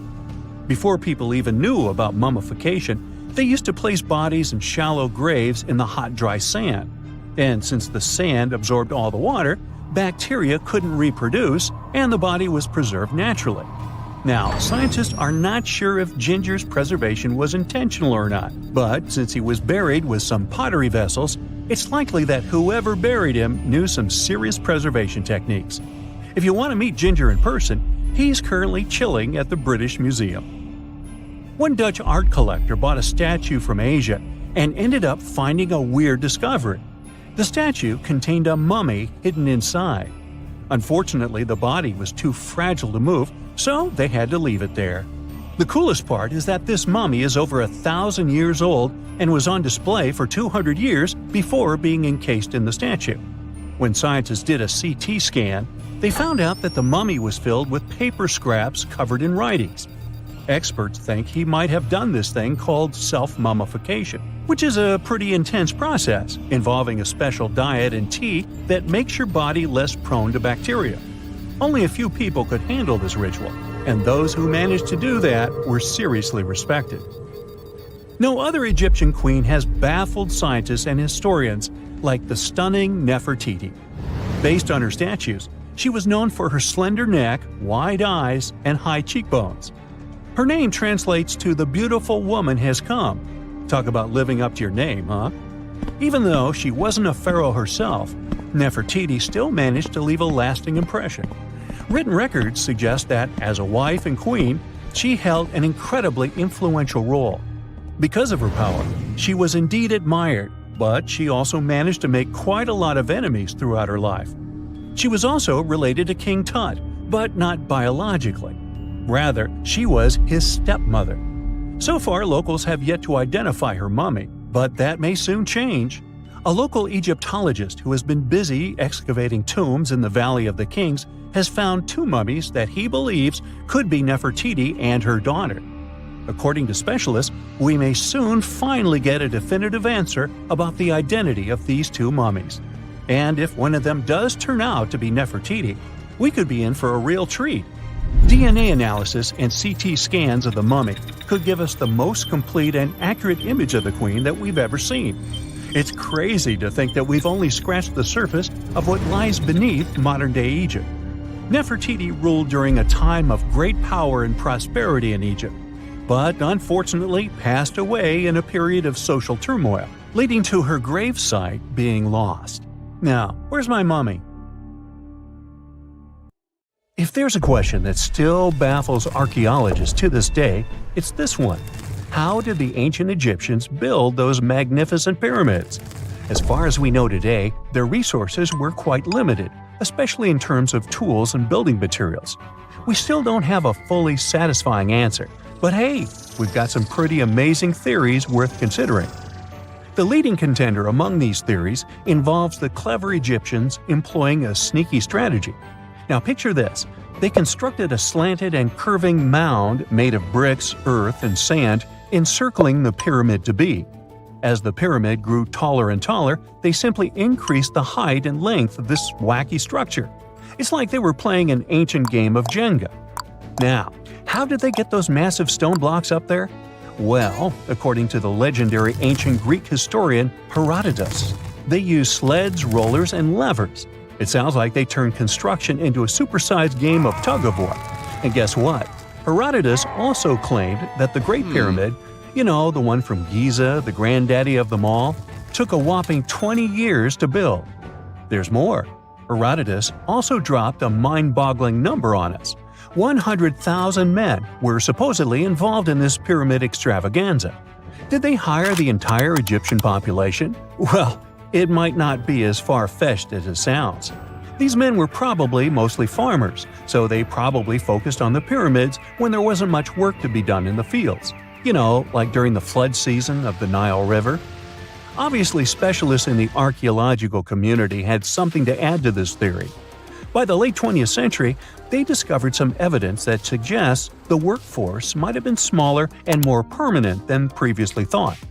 Instead of a massive army of 100,000 pyramid builders, they proposed that a modest crew of around 20,000 workers, accompanied by support personnel like bakers, physicians, and even spiritual leaders, could have gotten the job done. There was also this theory that claimed that the pyramids were actually built from the top downward. It suggested that these colossal structures were nothing more than isolated hills used as quarries. The stones were supposedly drawn from these hills, and over time, competing engineers took charge and transformed them into the iconic pyramids we know today. Now, before you dismiss this theory as a wild fantasy, some folks thought it wasn't completely crazy. After all, there are instances where isolated hills exist, so maybe this theory had a tiny glimmer of truth. Whether it involved ramp building or ingenious work schedules, one thing is clear. Those pyramids have definitely left their mark on history and on our imaginations. Now, speaking of ancient Egyptian mysteries, there's this gigantic unfinished obelisk sitting in ancient Egypt, and scientists are trying to figure out how it was shaped. Now, some people suggest that our industrious ancestors used handheld pounders to get the job done. One expert has a different take on the matter, though. He argues that if we take a closer look at the pattern left behind by the shaping tool, we'll notice something peculiar. The walls of the trenches surrounding the obelisk display a neat and even pattern, which is pretty unlikely if they were pounded away by mere mortal hands. According to this expert, those horizontal striations are usually the result of a tool that takes breaks while removing material, leaving its mark on the surface. But wait, there's more. Imagine the tool being rocked back and forth against the trench walls, clearing away the waste to keep the trench from narrowing. Well, in that case, the tool might have left some funky horizontal striations where it was pressed against the sidewall. This sounds like some fancy technology at play, don't you think? And guess what? The dynastic Egyptians probably didn't have access to that kind of know-how. Another famous Egyptologist from way back also uncovered a bunch of core drills during his adventures. Although the actual drill bits are missing, his collection houses these particular core remnants made of limestone, alabaster, and even granite. These constructions aren't the only amazing thing the ancient Egyptians left behind, though. As it turns out, the Egyptians were the genius minds behind the creation of the handheld mirror.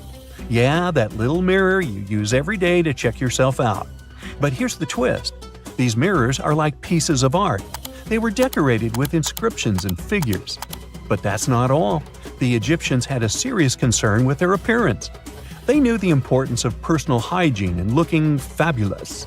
So, in their quest for pearly whites, they invented toothbrushes and toothpaste. Dental problems were pretty common back then, and their smiles weren't exactly all white. Dentistry wasn't their strongest suit, you see. Maybe their minds were distracted by all that pyramid building.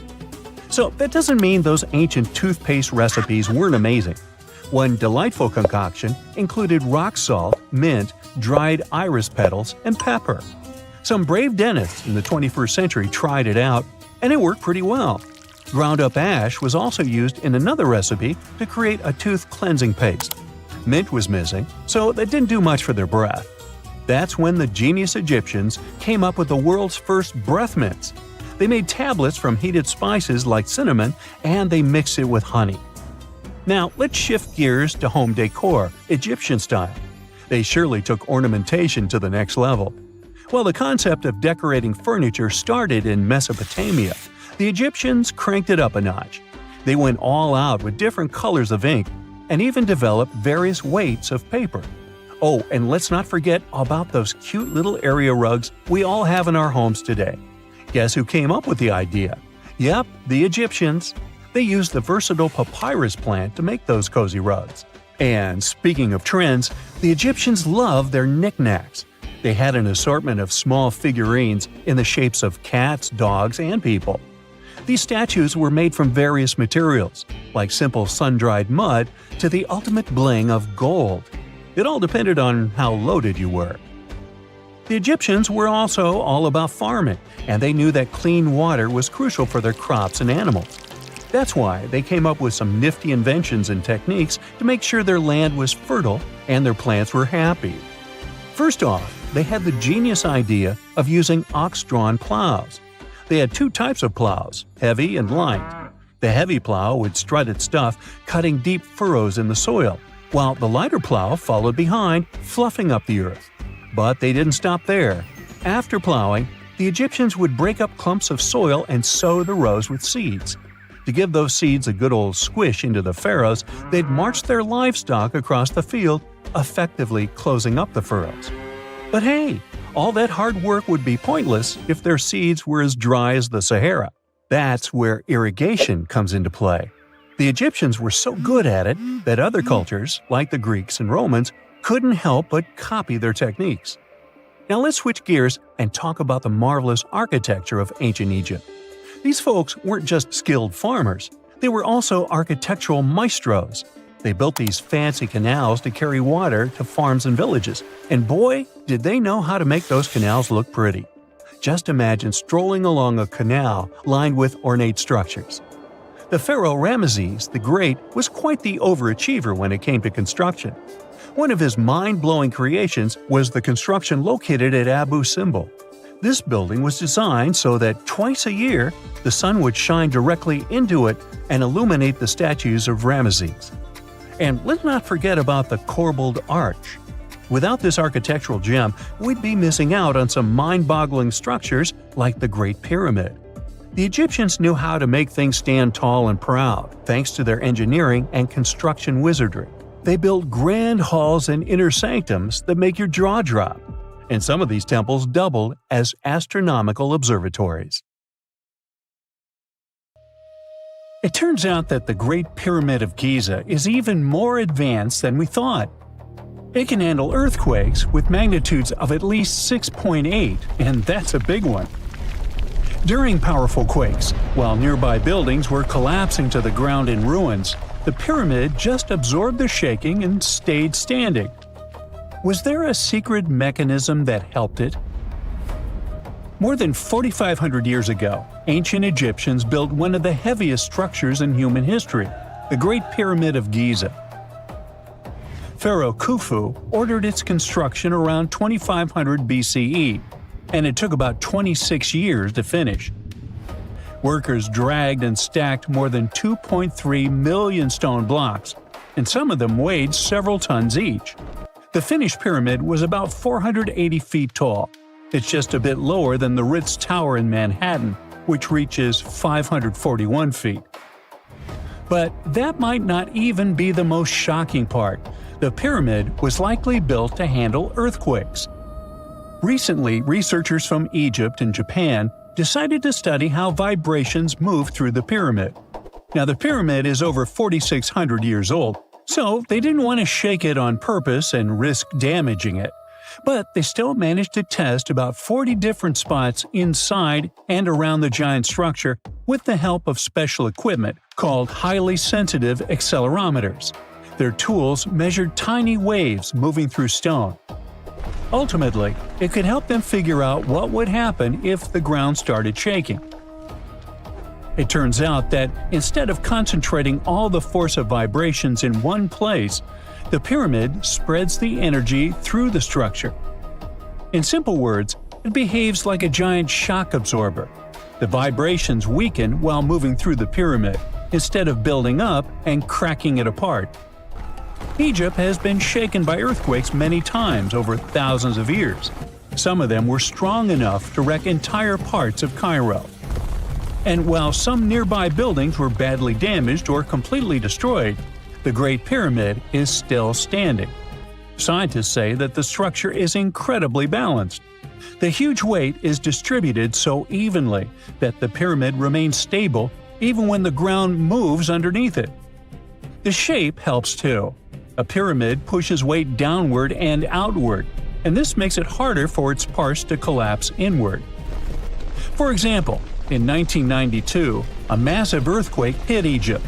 It had a magnitude of 5.9, and its epicenter was about 20 miles southwest of Cairo. It damaged or destroyed more than 129,000 buildings. Old tombs near the Valley of the Kings had to be reinforced so they wouldn't collapse. But the Great Pyramid didn't really care, having lost just one stone. One big reason is the pyramid's design. Its base is enormous, more than 755 feet wide. That wide bottom helps spread out force and keeps the structure stable during shaking. The pyramid is also extremely symmetrical. This helps balance pressure from all sides. Plus, underneath, there's solid bedrock that acts like a super strong foundation. Then, there are the blocks themselves. Ancient builders used huge limestone blocks that lock together like giant puzzle pieces. During an earthquake, such a structure can absorb and spread vibrations. It won't crack apart right away. The Great Pyramid wasn't Egypt's first attempt at pyramid building. Earlier rulers had already been experimenting for many generations. For example, more than 100 years before Khufu, Egyptians built the step pyramid at Saqqara. Instead of having smooth sides, it looked like giant stone stairs. Later, Khufu's father started building larger pyramids with smooth outer sides, much closer to the famous pyramids we know today. Over time, Egyptian builders kept learning what worked and what failed. Yep, some later pyramids tried cheap shortcuts. One pyramid used part of a natural hill to save materials. But that made the structure less stable because fewer blocks locked together. Another pyramid, called the Black Pyramid, was built mostly from mud bricks. True, it was cheaper, but also much weaker. No wonder it aged horribly. Rain and erosion slowly destroyed the structure. Some of those later pyramids eventually collapsed completely. But let's get back to the Great Pyramid and its earthquake survival skills. Scientists actually went inside it and measured its vibrations. They studied places like the King's Chamber, the Queen's Chamber, underground tunnels, and hidden rooms above the King's burial chamber. They found out that the entire pyramid vibrated almost perfectly evenly from one stone block to another. It means that the whole construction moves together as one giant object instead of shaking apart in different directions, and that's the most important thing during an earthquake. Now, the ground around the pyramid vibrates very differently, at a much lower frequency. So, when the earth shakes, the pyramid doesn't fully sync up with those dangerous vibrations. And that helps reduce the force moving through the structure. Imagine pushing someone on a swing. If your timing matches the swing, it goes higher and higher. But if the timing is off, the movement weakens.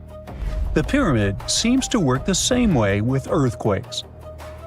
Scientists also discovered something else inside the structure. Above the king's chamber, there are several small relieving chambers. And no, they aren't bathrooms. Before, many people thought that they only help support the weight of the ceiling. But now, researchers believe that those chambers may also help weaken earthquake vibrations before they reach the most important inner rooms. In other words, the pyramid must be redirecting and softening shock waves inside itself. Overall, the pyramids are much more amazing than we think. They aren't simply giant tombs built by slaves. Archaeologists found entire workers' villages near the pyramids. The builders had houses, food, medical care, and organized work teams. They were skilled laborers and got paid for their work. They needed those skills and a lot of strength. After all, some of the limestone and granite blocks weighed 80 tons. That's heavier than a fully loaded semi-truck. And they came from quarries miles away. So, how did the workers move them? Well, one theory claims that they used wooden sleds moving on wet sand. Or probably there were special lubricated paths. So far, we haven't figured this mystery out yet. The pyramids also look completely different back then. Today, they look kind of rough and dusty. But originally, they were covered in smooth white limestone. It was polished so brightly that the sunlight reflected off the pyramids like mirrors. Inside the Great Pyramid, the temperature stays close to 68 degrees Fahrenheit almost all the time, even when the desert outside gets scorching hot during the day and freezing at night. The massive stone walls work like giant insulation. The Great Pyramid also lines up almost perfectly with north, south, east, and west. That means the ancient Egyptians understood astronomy better than most people think. The pyramid might have even been an observatory, not just a tomb. Now, there's another mystery of the Great Pyramid: hidden chambers. Using thermal cameras and muon radiography, researchers have detected empty spaces inside the pyramid. But we can't reach them yet, so no one knows what's in there. Of course, there are theories: secret rooms, lost knowledge, hidden chambers, or something that could change how we see the pyramid completely. Because the strange part is, even though the pyramids are supposed to be tombs, no one has ever found a mummy inside the Great Pyramid. The whole complex is huge. Giza isn't just 3 pyramids. There are smaller satellite pyramids, temples, worker villages, and long walkways connecting everything. The whole area shows how much planning went into these structures and how important they were to the ancient Egyptians. And the math involved is cool too. The Great Pyramid's base covers about 13 acres, and if you take the perimeter of the pyramid and divide it by the height, you'll get roughly 3.1416. That's pi. The ancient Egyptians managed to do it without modern tools, and scientists still don't understand how. Then, there's the alignment with the stars. Some researchers have proposed that the 3 main pyramids at Giza line up with the 3 stars in Orion's belt. If it's true, that might not be an accident. The ancient Egyptians believed that their pharaoh's souls would rise to the sky through that constellation. You have heard about Nikola Tesla. You have definitely heard about the Great Pyramids in Egypt. But what if I told you that Tesla may have probably uncovered the ancient mysteries surrounding the pyramids? Wait, what? Is this a crossover episode? Nope. It's highly probable that the secrets of the pyramids are hidden in plain sight. But first, let's recap what we know about the pyramids. What's so mysterious about them? I mean, they are just old quirky buildings, aren't they? One of the biggest questions is how they were built. Some people think that the pyramids were created by people using only their hands and muscles. But others think that there might have been some kind of crazy energy source that we don't know about yet. Like, what if aliens helped out or something? Just kidding. But this idea of some unknown energy source being used to build the pyramids has been around for ages. Even in old texts, like the pyramid texts, it talks about how the gods gave us something to build a great power. So maybe there was something really powerful and mysterious going on back then? Who knows? Back in the early 1900s, he got obsessed with the Great Pyramids of Egypt. He read numerous books about these ancient structures and was blown away by how much energy they seemed to have. At that time, not many people knew much about electricity, and Tesla started to wonder if there was some kind of advanced tech hidden in the pyramids. He had an idea that the power of the pyramids had to do with electromagnetism, and he put a lot of time and effort into trying to figure out the mystery. Tesla had some pretty unusual theories about the Great Pyramids. He thought that they could actually store and move electricity, which could then be used to power up the areas around them. He also had this theory that the pyramids were built using some kind of crystal energy. He believed that the chambers inside the pyramids could have these super powerful crystals that could control the electromagnetic fields. But that's not all. Tesla also had this idea that the materials used to make the pyramids had properties that allowed them to trap energy from the sun and the moon. And not just a little bit of energy.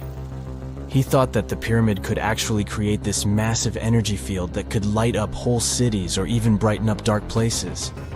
He thought that the pyramids could be used as giant power plants to generate electricity and run machines.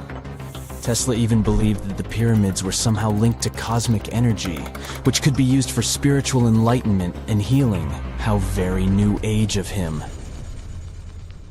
Anyway, Tesla wasn't just pulling these ideas out of thin air.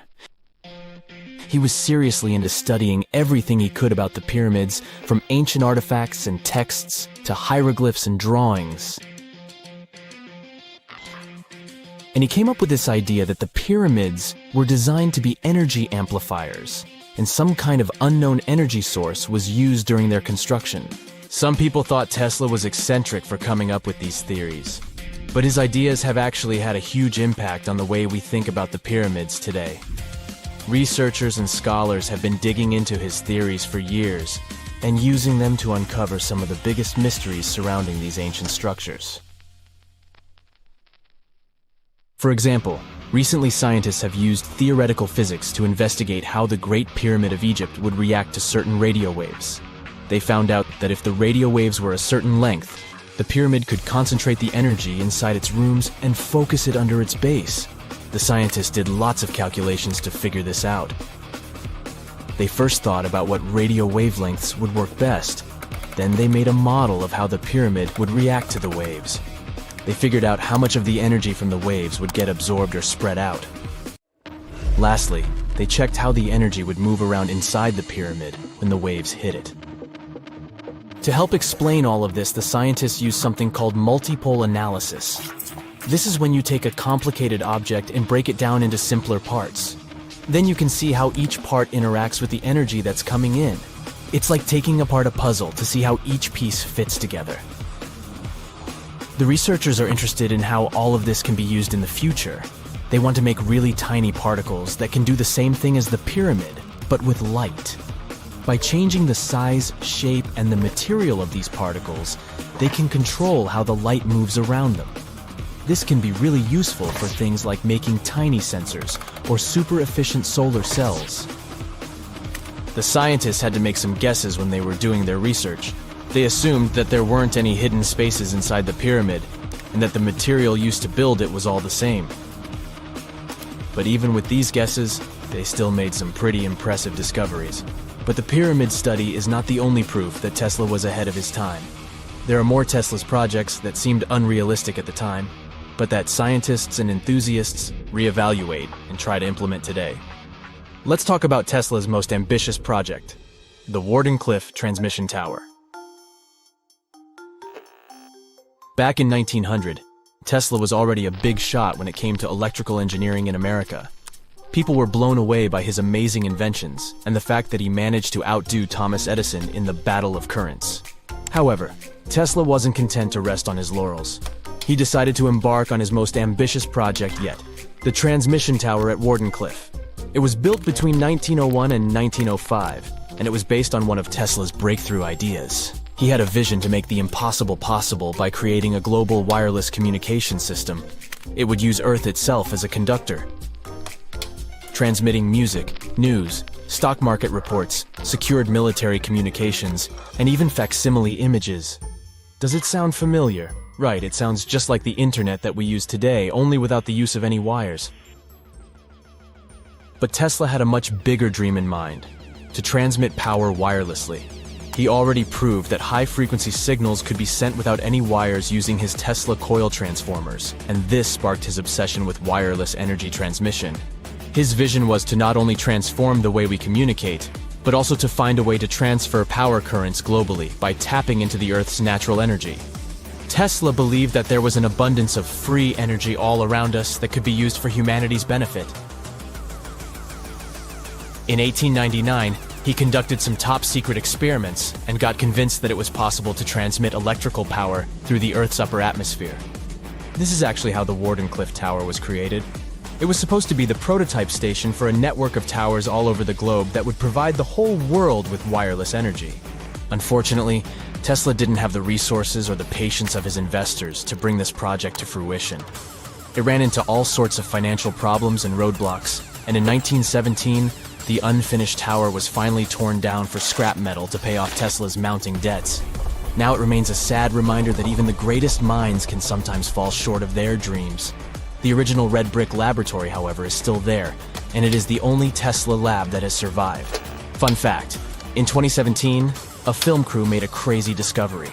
They used ground-penetrating radar to explore the area around Wardenclyffe, and they found a whole series of tunnels stretching for hundreds of feet underneath the site.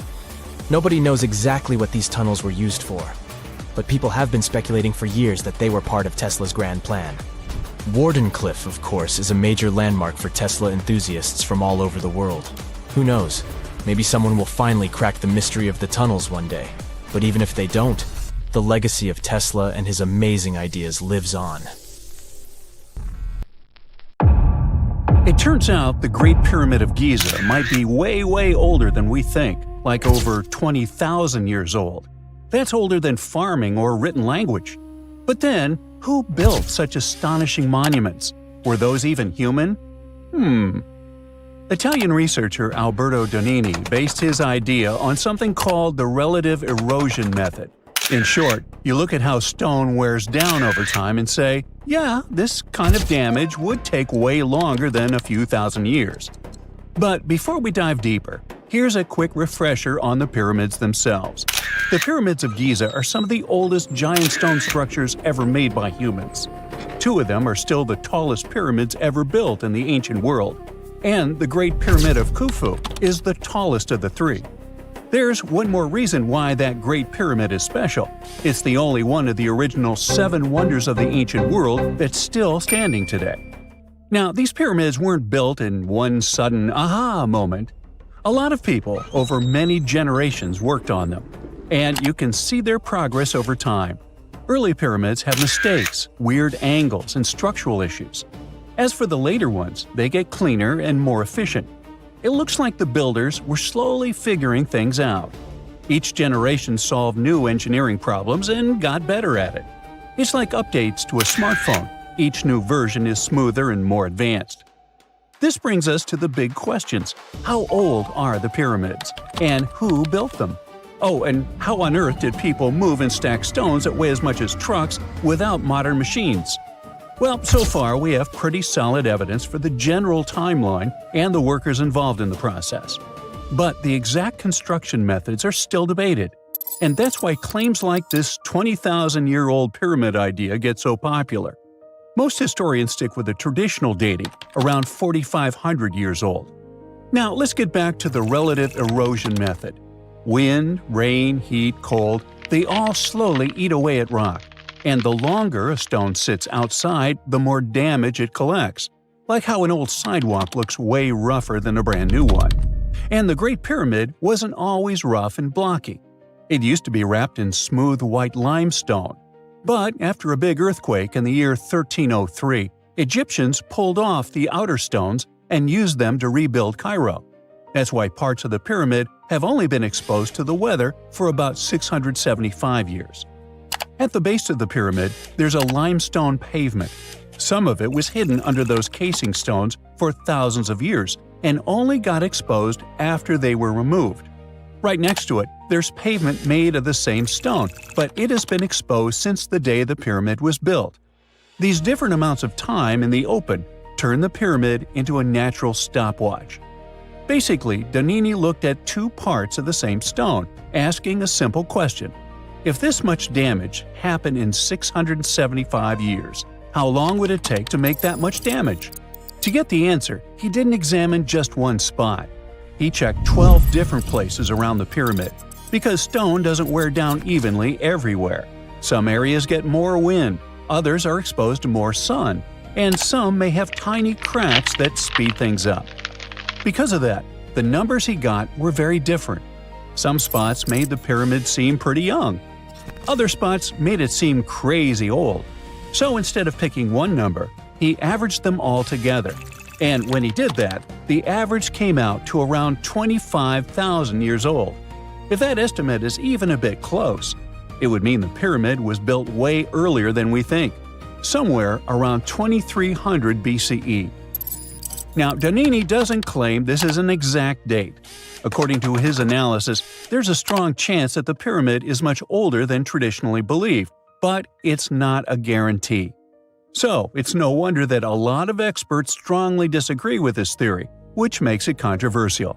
Now, that's a great thing about science. It's based on facts, not whatever is popular at the time.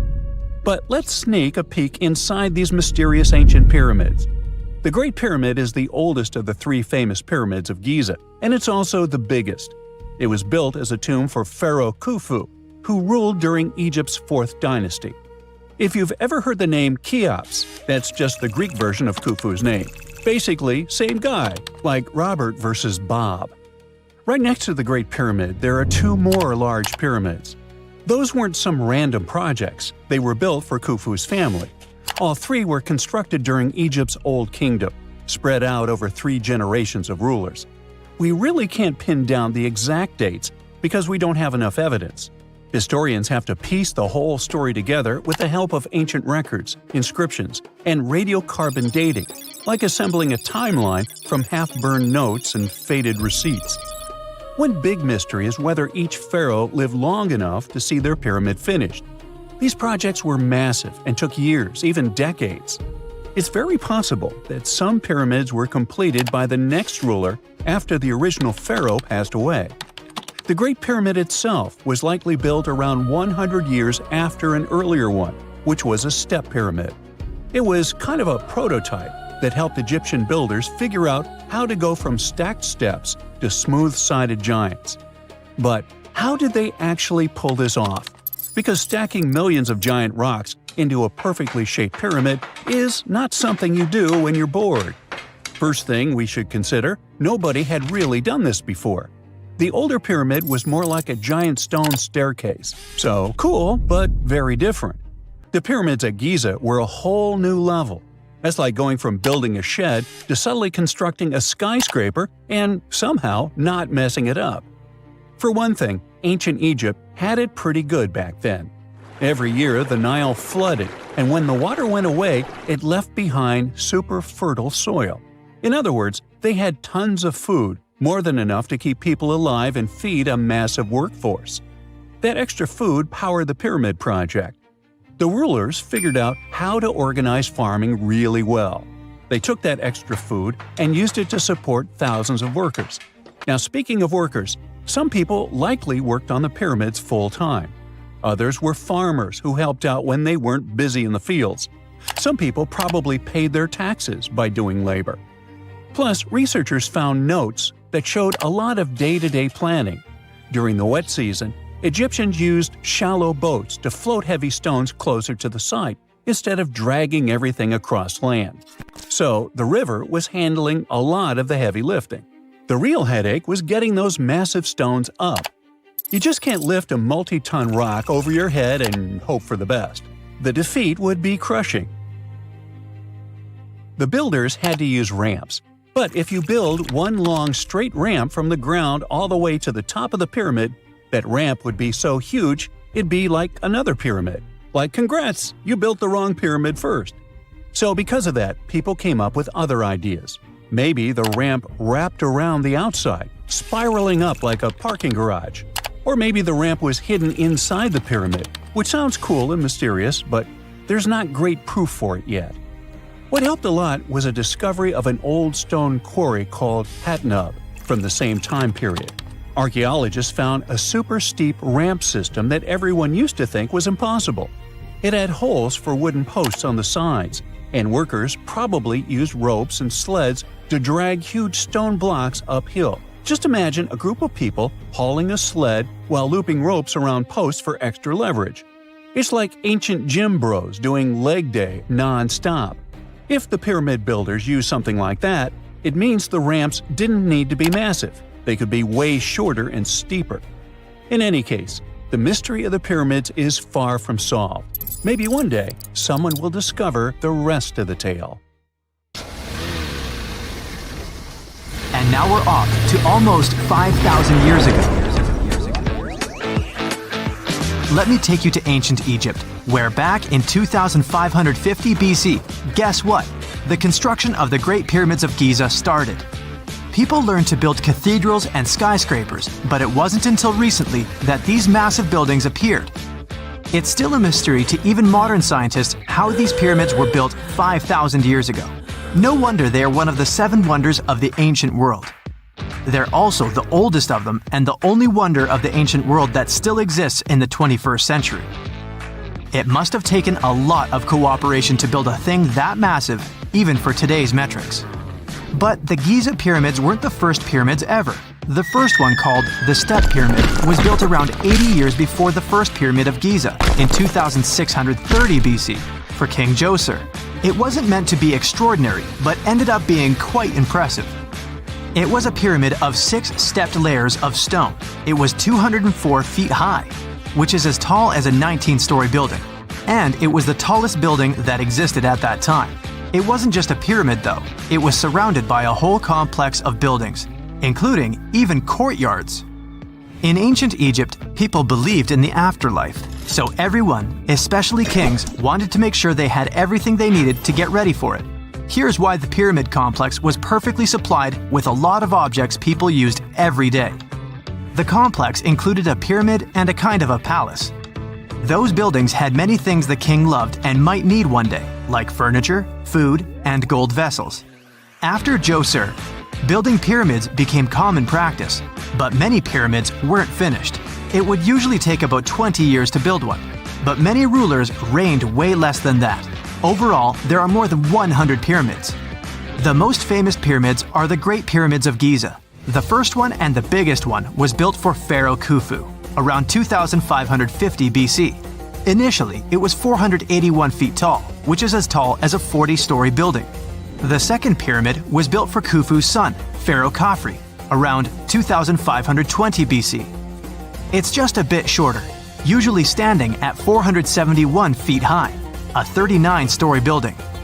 This is the pyramid with the famous statue of the Sphinx. Sphinxes have a lion's body and a human head. They were built to guard important areas. This one has the head of Pharaoh Khafre and is guarding his pyramid, facing the sunrise. The Sphinx is most well known and is one of the world's biggest and oldest statues. Originally, it had red color and did have a nose. It's still possible to see the trace of red pigment by its ears. But no one knows exactly when the nose disappeared. For some time, the Sphinx was sort of hidden underground, being covered with sand up to its shoulders. Luckily, in the early 1800s, an adventurer with a team of 160 people dug it out. The third pyramid of Giza is the smallest one, being more than twice shorter. Originally, it was 218 feet high, about the height of a 20-story building. Built in 2490 BC, it was a pyramid for Khafre's son, Menkaure. The pyramids are designed to align with the points of the compass, and their sides symbolize the rays of the sun. But back at the time, there were no compasses. Ancient Egyptians figured out the directions themselves, and with amazing precision. To align the pyramids, they used two constellations. Originally, the pyramids were covered in smooth white limestone and had a gold-silver top to reflect the sun. Later, the white limestone was taken from the pyramids by other kings and used for other buildings. Scientists estimated that ancient Egyptians used about 2.3 million stone blocks to build the first pyramid. Each block weighed more than 1 ton. This is the weight of a rhino. Some blocks were even bigger, being almost as heavy as an elephant. 4.5 millennium ago, there was no modern equipment to help build it. There were no machines, no wheels, and even no steel. The only metal available to them was copper. Even today, scientists aren't sure how the Egyptians managed to build the pyramids. There are no records left that would shed light on it. Some even think that Egyptians wanted to keep it as their secret and didn't even record it on purpose. Many believe that poor people and foreigners built the pyramids, but it's not true. Actually, the builders were very skilled workers, and they were fed and paid well. The archaeologists claim that the builders lived in a nearby temporary city and were a highly organized community with a strong leader. Scientists say that around 20,000 people worked on each pyramid complex, and it took about 20 years to build each. It probably was a national project. The construction site was large in resources, and food and essentials were likely to be contributed from all parts of Egypt. Even with all that support, it remains unclear how people managed to cut, transport, and assemble those huge stones. One of the theories suggests the stones were most likely transported on boats down the Nile River. Then, there was a harder part. They had to be moved to the construction site. For that, they probably used wooden sleds. It wasn't very hard to pull them because the sand mixed with the right amount of water was pretty slick. And 10 people could move a sled even with a rock weighing 1 ton pretty easily. Finally, one last problem. The stones had to be lifted and put into place. Archaeologists have discovered the remains of the ramps system that dates back to when the pyramids were built. Most likely, the Egyptians designed a unique system to move and pull huge stone blocks, but no one knows what it looked like exactly. The most common opinion is that there were several ramps around the pyramid to help move the blocks. The ramp was growing with the pyramid getting higher. They suppose people were walking up the stairs, pulling the stone on the wooden sled up in the middle on the sandy ramp. But this is just one of the options. Others say that the ramps were going around the pyramid. Some say the ramps were inside the pyramid. But we'll never know for sure, and it'll forever remain a mystery, just like the ancient Egyptians wanted. Surprisingly, there's not much inside the pyramids. Most of it is just solid stone with very little open space. But let's take a quick look inside the biggest of the pyramids of Giza.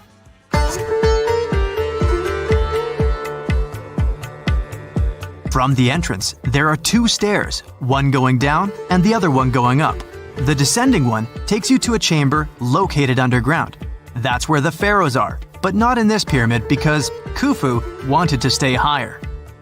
The underground room is partly unfinished. The room with Khufu's sarcophagus is called the King's Chamber. It's upstairs and then through the tall and long Grand Gallery. Below the King's Chamber, there's a room called the Queen's Chamber. There are no queens though, and no one is sure why the room is called this. Unfortunately, none of these have any hieroglyphs on the wall. They're just bare. If you want to see them, you should go to the other rooms that are decorated. Those pieces of art are depictions of ancient Egypt's culture and daily life. The texts allow researchers to study their language and grammar. Sadly, the treasures that once were here in the pyramid are long stolen. From that room, there are several tunnels for an unknown purpose. There are many tunnels and passages inside the pyramids. There are many chambers and shafts and secret ways. Scientists have been sending little robots with cameras there for some decades already. And the robots did discover another chamber a bit upstairs with hieroglyphs on the walls. But even today, much of the pyramids is still unknown, and there's no so-called building plan of the pyramids. Egyptians did create a mystery no one can crack for 4,500 years already. Scientists recently started to X-ray the pyramid to learn what's inside it without entering it and its narrow, mysterious tunnels. Imagine working 7 days a week on a large-scale construction site. You, along with thousands of others, carry millions of stone blocks and put them on top of each other according to a complex system. You work without modern construction equipment. You have no air conditioning or constant access to water. It's so hot outside that you can fry eggs on the road. You've been building the pyramid for decades, and now, when it's finally done, you enjoy the result of the colossal work of thousands of people. You're looking at a giant cultural monument of global value that will freeze in time and amaze people for tens of thousands of years. A few thousand years have passed. People in the 21st century see the pyramids and are like, wow, I can't believe humans have built this. Yeah, the people who built the pyramids wouldn't have appreciated such a theory. But actually, there are reasons to believe that people built it using some fantastic technology. From the outside, it seems the Great Pyramids are just big triangles of stone. People just put some heavy blocks on top of each other, and that's it. In fact, the design seems too perfect to be true. The pyramid consists of more than 2 million blocks. They lay so close to each other and are so even that you couldn't squeeze even a thin sheet of paper between them. Scientists still can't figure out the exact technology for building the Egyptian pyramids. One of the biggest and most famous is the Great Pyramid of Giza. This huge construction, well known all over the world, has one big secret. There should be a capstone on top of the pyramid. It's a triangular-shaped stone block, a small pyramid on top of a huge one. It's also called a pyramidion. The builders of ancient Egypt made it out of granite and limestone and covered it with gold. No records or old drawings prove that there was a pyramidion at the top of the Great Pyramid of Giza. But there's another ancient Egyptian structure with such a triangle, the Red Pyramid. It was built before the Great One, and its capstone has survived to this day. Archaeologists have found and reconstructed it. But where could the capstone of the Great Pyramid be? It's a mystery that still has no answer. Some are sure that some thieves have stolen it from the top. Maybe they just climbed up and pushed the pyramidion down. It makes perfect sense. The capstone was probably the most valuable element of the pyramid. Many scientists and archaeologists still don't know its exact purpose. Some believe that this peak covered with gold glorified the pharaohs. The capstone reflected moonlight at night and illuminated the entire space around it. During the day, the capstone reflected sunlight with its shiny surface. You could have noticed it from afar. The top of the pyramid was a kind of guiding star for lost travelers. All other stone blocks of the pyramid consist of limestone. People polished them to make them look shiny. In the past, they were even glowing and reflected light. You could see glowing pyramids from space, although they looked like tiny lights. Over thousands of years, winds, sandstorms, and rains have changed the pyramid's appearance. If people had taken care of them all this time, they would have looked like something out of science fiction movies, or the pyramids from Las Vegas. But unfortunately, we will never see their original appearance. Some archaeologists and scientists believe that the capstone could absorb the sun's energy and distribute it evenly throughout the pyramid. No one knows precisely why the Egyptians needed this technology. There's a theory the pyramids are ancient energy systems. The pharaohs applied this energy to use some unique technologies that were more advanced than all the achievements of the 21st century. And the triangular shape of the pyramids was ideal for boosting this electromagnetic energy. In theory, solar radiation, or electromagnetic forces, accumulated at the top of the pyramid, filled the inner rooms, and then went down the walls to the base. Any surface distortion could prevent the flow from spreading, so they had to create a perfectly smooth surface. That's why they installed the blocks so that nobody could squeeze a needle or razor blade between them. Many people believe in this theory because they built the pyramids from limestone. This material can hold energy inside itself. In the inner part, they created granite deposits to cause air ionization, that is, to create an electric charge. They also dug channels under the pyramid for water to transmit electricity. And at the top, they put a gold capstone, the best conductor of electricity. So, this is how you get a great power generator. Different cultures used similar technologies to create electricity all over the world. But these are all theories. If it had been working, humanity would have used these technologies today. There are mentions of the metal industry, chemistry, engineering, physics, mathematics, and astronomy in some ancient records. Most scientists don't believe in all these things. We know the detailed stages of the technology's development in different cultures. In the 21st century, scientists, historians, and anthropologists can track the evolution of all modern devices. If people had created some technological inventions in ancient times, the history of the world would have looked different. Perhaps all the achievements of antiquity could have been wiped off the face of the earth by global cataclysms, and it can happen to us.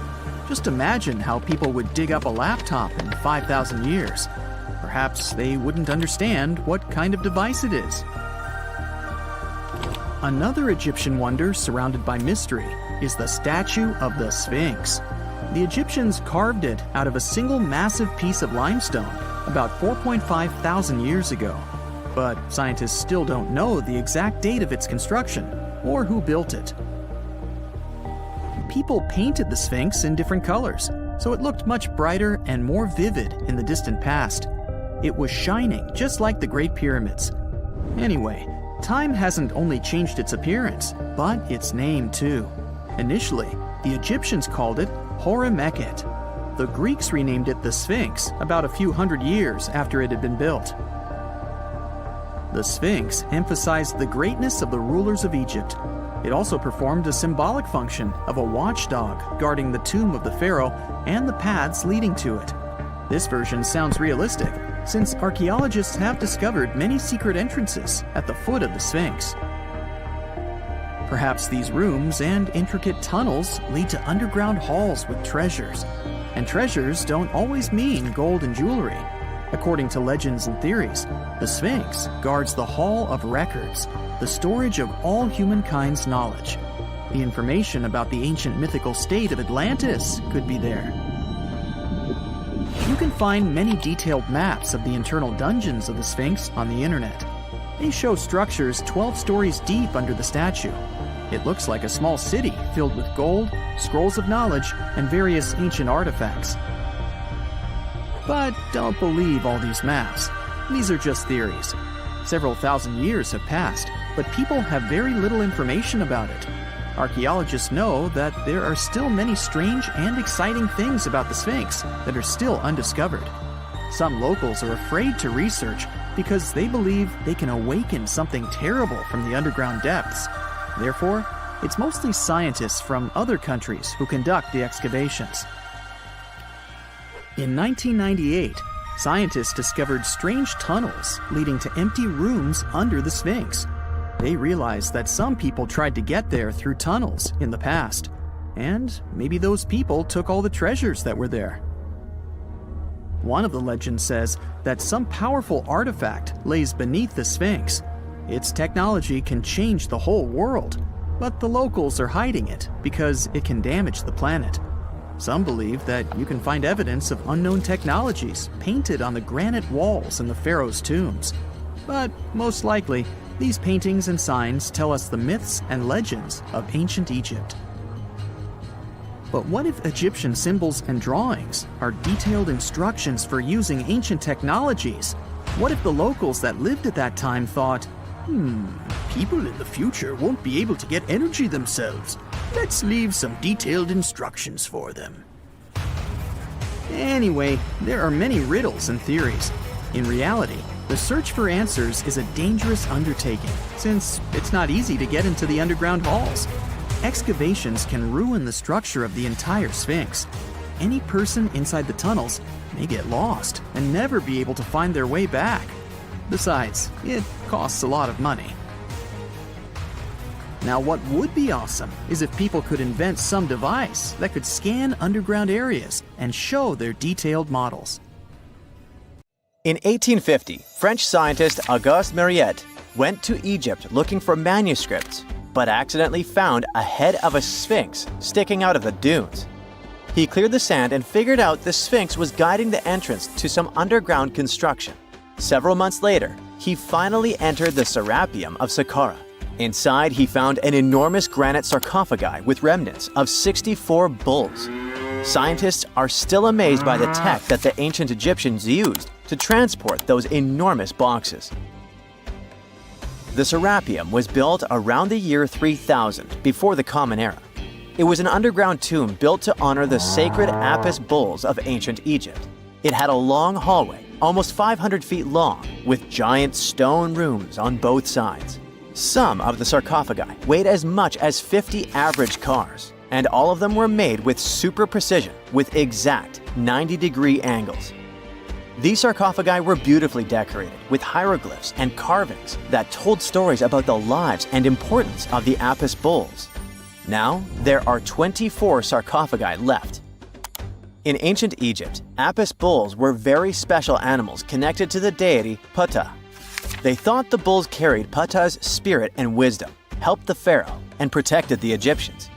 Priests looked for special markings on young bulls to find Apis bulls. It could be a white triangle on its forehead, which symbolized divine light, a shape on its back like a vulture's wing, and a scarab shape under its tongue, which stood for rebirth. If a bull had these signs, they believed it was chosen by Ptah and treated it like royalty. The chosen bulls lived in a special temple in Memphis, the city where they worshipped Ptah. They received the best care and offerings from visitors who wanted their blessings. When an Apis bull passed away, it was treated with great honor and mummified. When Mariette entered the Serapeum, he noticed traces of rollers on the gallery's floor and found 2 wooden horizontal winches. Each had 8 levers. Later, other explorers saw double rails. The burial chambers were lower than the hallway floor. To get the boxes into place, workers filled the chambers with sand so the sarcophagi could be rolled in straight. Then they slowly removed the sand to gently lower the boxes into perfectly cut spaces in the bedrock.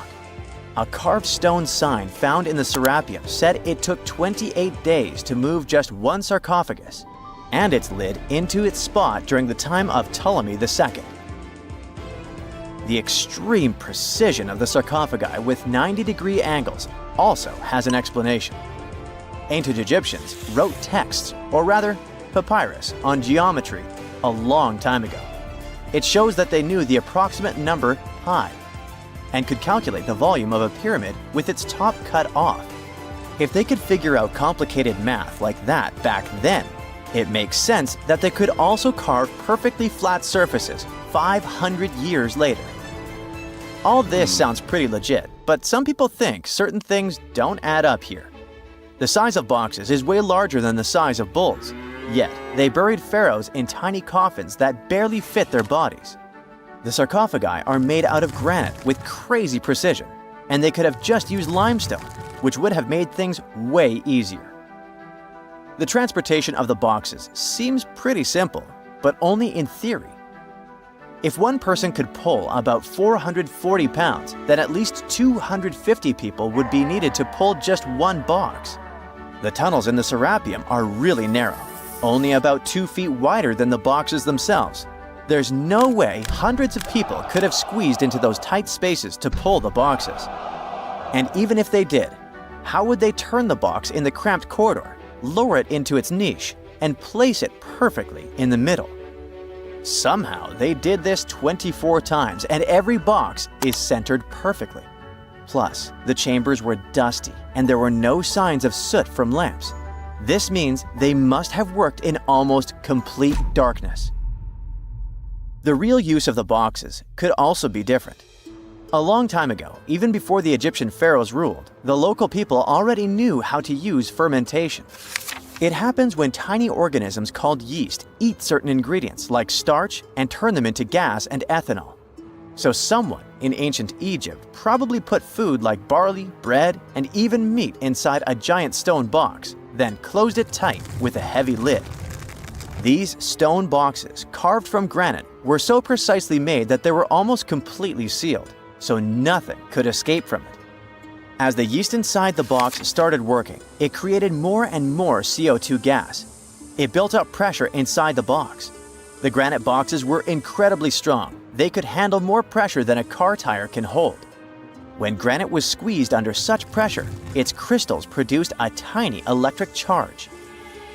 This effect was possible because granite contains quartz, a material that reacts to pressure this way. The process also needed meat or animal parts, possibly to help the yeast grow better. Meat contains something called oleic acid, which yeast needs to keep growing and to survive the bad effects of the ethanol it produces. As the pressure inside the box kept growing, the combination of gases and electricity made these boxes not just ancient fridges, but powerful energy systems. Over time, the pressure inside got so strong that it could push the lid open and the gas would escape with a pop. But when people rediscovered the Serapeum in 1850, they found old drawings that showed piles of stones stacked on top of some of the box lids. So, someone long ago probably tried to make the lids even heavier by adding extra weight to make it harder for the gas pressure to push them open. This extra weight also meant the quartz crystals in the granite could keep creating more electricity under all that pressure. If someone opened one of these stone boxes thousands of years later, they would only find bones from bulls that were placed in the box. And that's exactly what Mariette discovered in the 1850s. They opened the Serapeum for visitors soon after the first excavations in the second half of the 19th century. Prince of Wales even had a luncheon with his guests in one of the sarcophagi.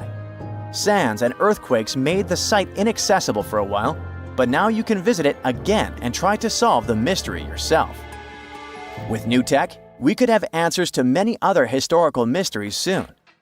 A team of scientists at Chicago's Field Museum of Natural History recently used a special CT scanner to learn more about ancient Egyptian mummies without unwrapping them. They gently rolled 26 mummies on custom carts out to the parking lot, where the scanner was waiting. It took thousands of detailed X-ray pictures of each mummy and their coffins. When all the pictures were put together, they created 3D images that showed what was inside, the skeletons, and some artifacts. The scientists hope these images will help them understand ancient Egyptian burial practices from over 3,000 years ago.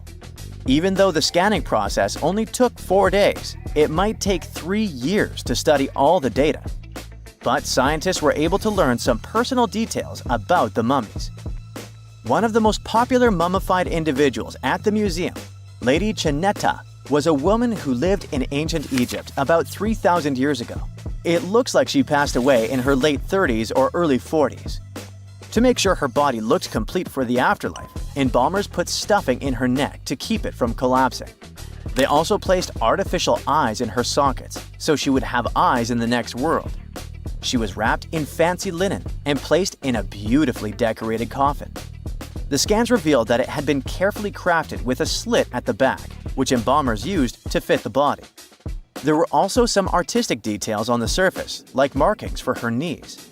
It looks like her burial was on the scale of a high-end luxury car. You have heard about Nikola Tesla. You have definitely heard about the Great Pyramids in Egypt.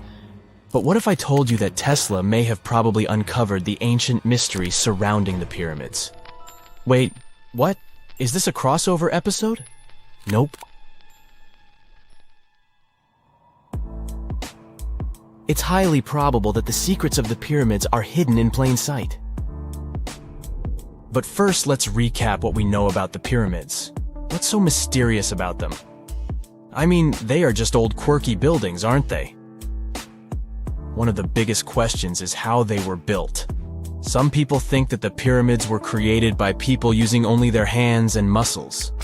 But others think that there might have been some kind of crazy energy source that we don't know about yet. Like, what if aliens helped out or something? Just kidding.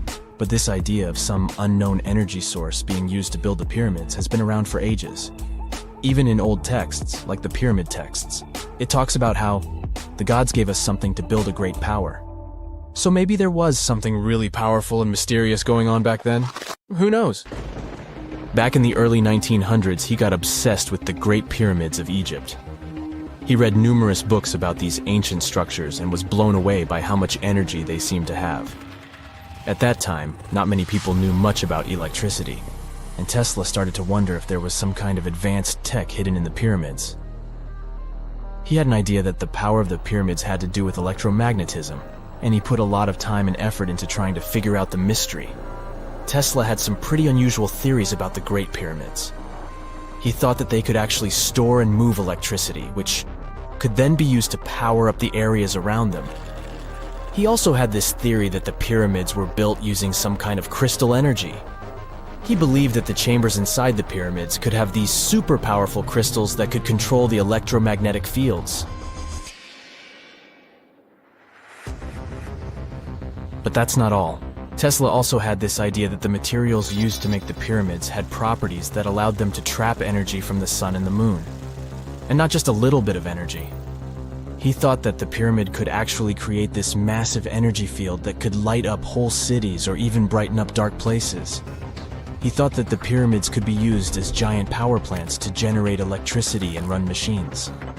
Tesla even believed that the pyramids were somehow linked to cosmic energy, which could be used for spiritual enlightenment and healing.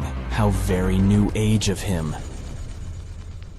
Anyway, Tesla wasn't just pulling these ideas out of thin air. He was seriously into studying everything he could about the pyramids, from ancient artifacts and texts to hieroglyphs and drawings. And he came up with this idea that the pyramids were designed to be energy amplifiers, and some kind of unknown energy source was used during their construction. Some people thought Tesla was eccentric for coming up with these theories, but his ideas have actually had a huge impact on the way we think about the pyramids today. Researchers and scholars have been digging into his theories for years and using them to uncover some of the biggest mysteries surrounding these ancient structures. For example, recently scientists have used theoretical physics to investigate how the Great Pyramid of Egypt would react to certain radio waves. They found out that if the radio waves were a certain length, the pyramid could concentrate the energy inside its rooms and focus it under its base. The scientists did lots of calculations to figure this out. They first thought about what radio wavelengths would work best.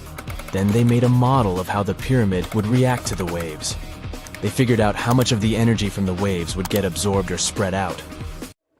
Lastly, they checked how the energy would move around inside the pyramid when the waves hit it.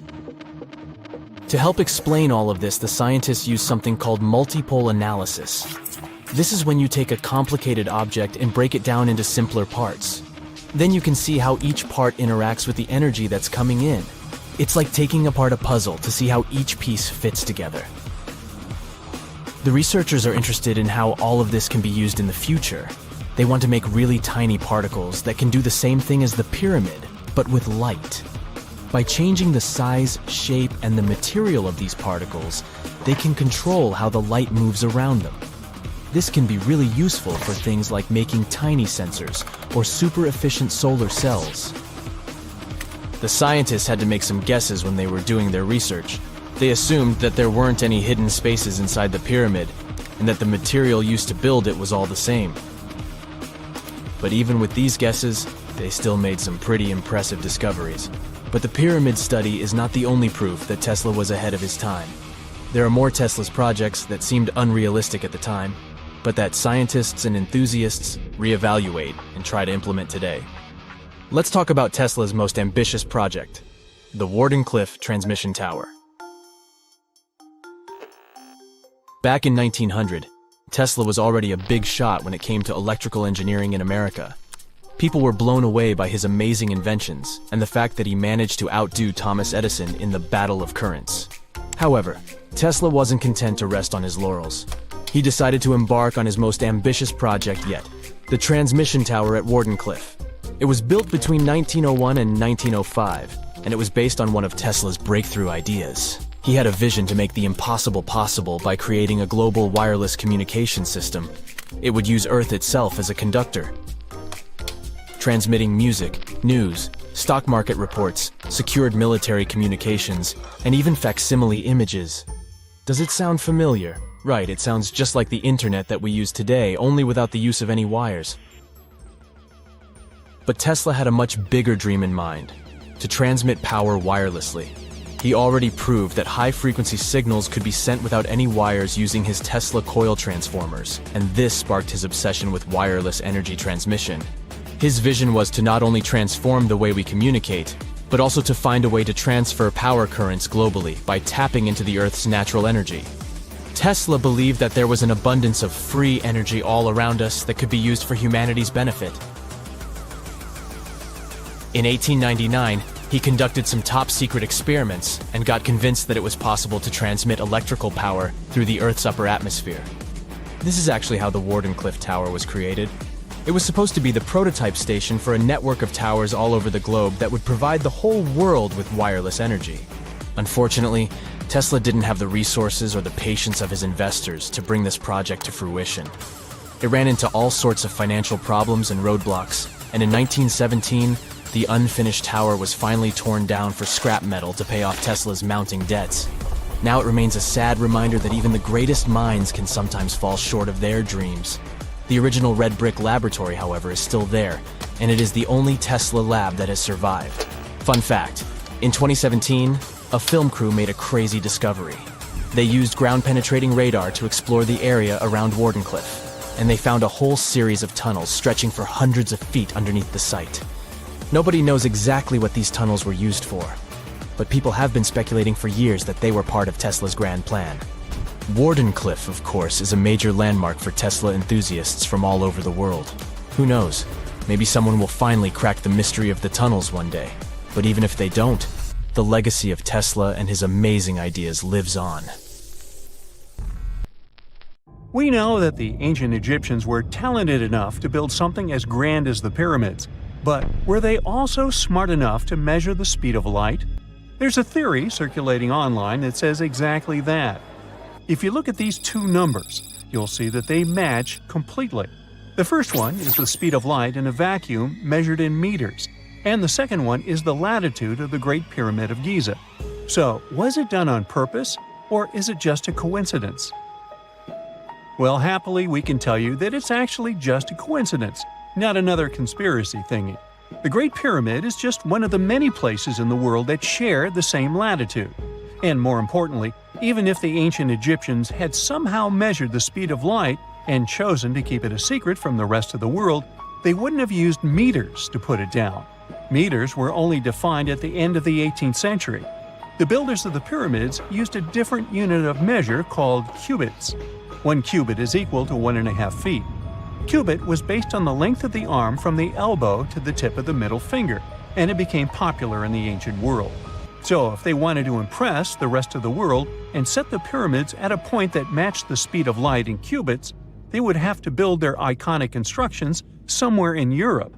And then the Danish astronomer who first measured the speed of light in 1676 would have been really upset to know that someone had done it centuries before him. So although they were ahead of their time in many aspects, the ancient Egyptians never measured the speed of light or used longitude and latitude to map their locations. The base of the Great Pyramid of Giza might seem like a perfect square, but it's actually an 8-sided structure, not 4-sided. Each of its 4 sides has a subtle concave indentation that splits it evenly from base to tip. The official version is that a British pilot was the first to notice it in 1940 while flying over the pyramid. He took a photograph that showed shadows highlighting these indentations. Some people think these lines are only visible from above and can best be seen at dawn and dusk during the spring and autumn equinoxes. This has led to a freaky theory that the ancient Egyptians might have designed the pyramids to communicate with something looking at them from above. Now, the Great Pyramid is one of only 3 pyramids that used to have a swivel door. It weighed around 20 tons, but they could still easily open it from the inside. Its precise fit made it nearly invisible from the outside, with no visible latch or handle. There were only slight variations in the exterior stone that gave out an opening. The other two pyramids with similar doors belonged to Khufu's father and grandfather. The Great Pyramid also has a hidden void at least 100 feet long that was only found in 2017. We still don't know what lies within the space, what purpose it served, or if it is the only space of its kind. Researchers used the same tech to see through cathedral walls, Mayan pyramids, and even volcanoes. It depends on a natural shower of subatomic particles called muons. They pass more easily through empty space than through solid materials. So if they arrange multiple muon detectors around a structure, scientists can map out its solid and empty areas. A team of scientists placed muon detectors inside the Great Pyramid and allowed them to gather data for months. Scientists have analyzed samples of the mortar used to build the pyramids many times. Although we know its composition, modern technology still can't replicate it. The mortar is mostly made from processed gypsum, but it wasn't used like the cement we use for bricks today. Instead, they used it to support the joints between the massive stones as they were set in place. The estimated amount they needed to construct the Great Pyramid was around 500,000 tons of mortar. The gypsum mortar is stronger than the stones themselves and has held up for thousands of years. Now, all four sides of the Great Pyramid are aligned with the cardinal points – north, south, east, and west. According to geologist and engineer Glenn Dash, the alignment is accurate to within 4 minutes of arc, or 1/15th of a degree. The architects managed to achieve this without modern tools like drones, blueprints, or computers. Many researchers try to explain this construction miracle. Maybe they used the pole star or the sun's shadow. Dash recently proposed a new, simpler idea. The Egyptians might have used the autumnal equinox to align the pyramids. It happens twice a year when the Earth's equator passes through the center of the sun's disk, making day and night nearly equal in length. To test his theory, Dash conducted an experiment on the 22nd of September 2016, the first day of the fall equinox. He used a special rod the Egyptians had to cast a shadow and tracked its tip at regular intervals, forming a smooth curve. By connecting 2 points of the curve with a taut string, he created an almost perfect east-west line. Dash noted that on the equinox, the shadow's tip runs in a straight line, nearly perfectly east-west, and with a slight counterclockwise error. There's a similar error in the pyramids.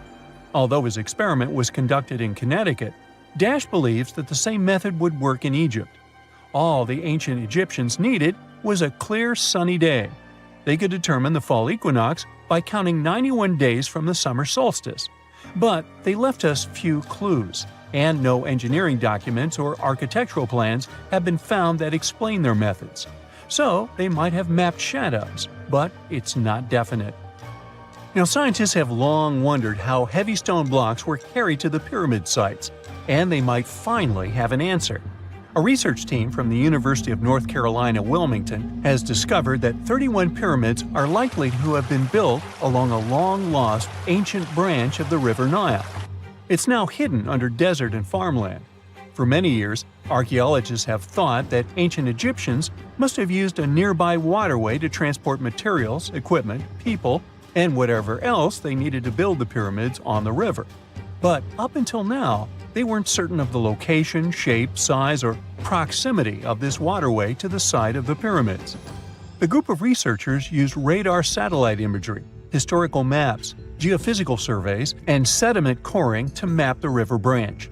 They believe it was buried by a major drought and sandstorms thousands of years ago. The team managed to go below the sand surface and get images of some hidden features thanks to radar technology. They found hidden rivers and ancient structures running at the foothills of where most of the ancient Egyptian pyramids lie.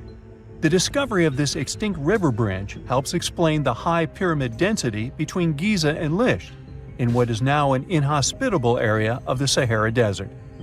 Now, Egypt isn't the only country with the most pyramids in the world. The champion's title here goes to its southern neighbor, Sudan. It has between 200 and 255 pyramids, compared to Egypt's measly 138. They were built by members of the Kingdom of Kush, an ancient civilization that ruled the lands along the Nile River many years ago. They started erecting pyramids around 500 years after the Egyptians had stopped doing it. Their pyramids are much smaller than the Egyptian ones, but were built for the same purposes. Archaeologists are still working to find out how the pyramids in the Sudan were built, how long it took to complete them, and what happened to their society. Secant, cosine, tangent, sine, 3.14159. Yeah, that was the cheer we heard coming from the trigonometry club back in the day. For the rest of us in math class, terms such as sine, tangent, and pi were just bewildering. Who invented these and why? Was their only purpose to make it harder for students? Well, not quite. Trigonometry was invented by the ancient Egyptians. They needed this knowledge to construct pyramids, and they did a pretty good job too. The Great Pyramid in Giza still stands today, some 4,500 years after it was built. No recalls either. So let's get out of that classroom and on a journey through time to reveal the secrets behind the ancient Egyptians' precision. Here you are, standing on the Great Pyramid's construction site, some 9 miles from Cairo. Well, the city still isn't there, as you're surrounded only by the desert and teams of construction workers. They're transporting large stone blocks weighing 2.5 tons each. They're inside a wooden sled that sits on large rollers. A crew of 8 men rolls these blocks along the ground. You immediately think of the rollers on a supermarket cash register. The principle is exactly the same, but the scale is greater, much greater. Scientists estimate that the Egyptians used 2.3 million such blocks in the Great Pyramid alone. And the block in front of you is one of the lighter ones. The heaviest of them weighed up to 15 tons. But where did all these blocks come from? Most of them originated from quarries around Giza. It's not that impressive, you think, but wait until you hear how ancient engineers transported the granite used in construction over 500 miles to the pyramid. There were no railways or highways back then, but the mighty Nile was always there. Researchers even believe that the Egyptians dug a canal to connect the Nile directly to the pyramid's construction site. All they had to do then was to wait for the flood season to begin, and voila! The rising water levels floated the heavy stone blocks for them. But how did they lift the enormous stones on dry land to stack them up to the top? Did they use oversized cranes? Well, ancient Egyptians worked around this problem, literally speaking. One of the workers is now pointing to the giant ramp going around the pyramid they're building. This is how a mountain road zigzags its way to the top. If the ramp went directly to the top of the pyramid, then workers couldn't pull the stone blocks along it. It would be too steep. Scientists have calculated that 8% could be the maximum incline. So ancient Egyptians just extended the ramp around the pyramid. Again, these are all theories, as the ramp could have been inside the pyramid, as some researchers suggest. The exact building method is still a mystery, guarded by the Sphinx. That's its real name, right? Wrong. As the Great Sphinx is just the statue's alias. You know, the name writers take when they want to hide their true identity, or a singer's stage name. The Sphinx's real name, translated from Egyptian, means Horus in the horizon. That was the name for the Egyptian deity of the sky. The trail of mystery doesn't end there. As a man walks past you with a bucket of paint, he's going to add a touch of color to the Great Sphinx. Researchers found specks of this red color next to its ear.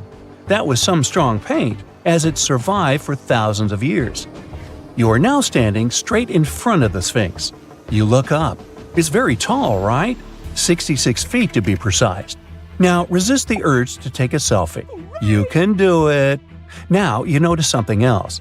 It looks like the Sphinx is in the center of a giant triangle in the back. That's one side of the Great Pyramid. And no, your eyes are not playing tricks on you. The Sphinx really does sit in the center of the pyramid's lateral face. Here's where math comes in handy. A pyramid has 4 sides, called lateral faces. There's also a 5th face, the base, but that's not visible. It's, wait for it, face down.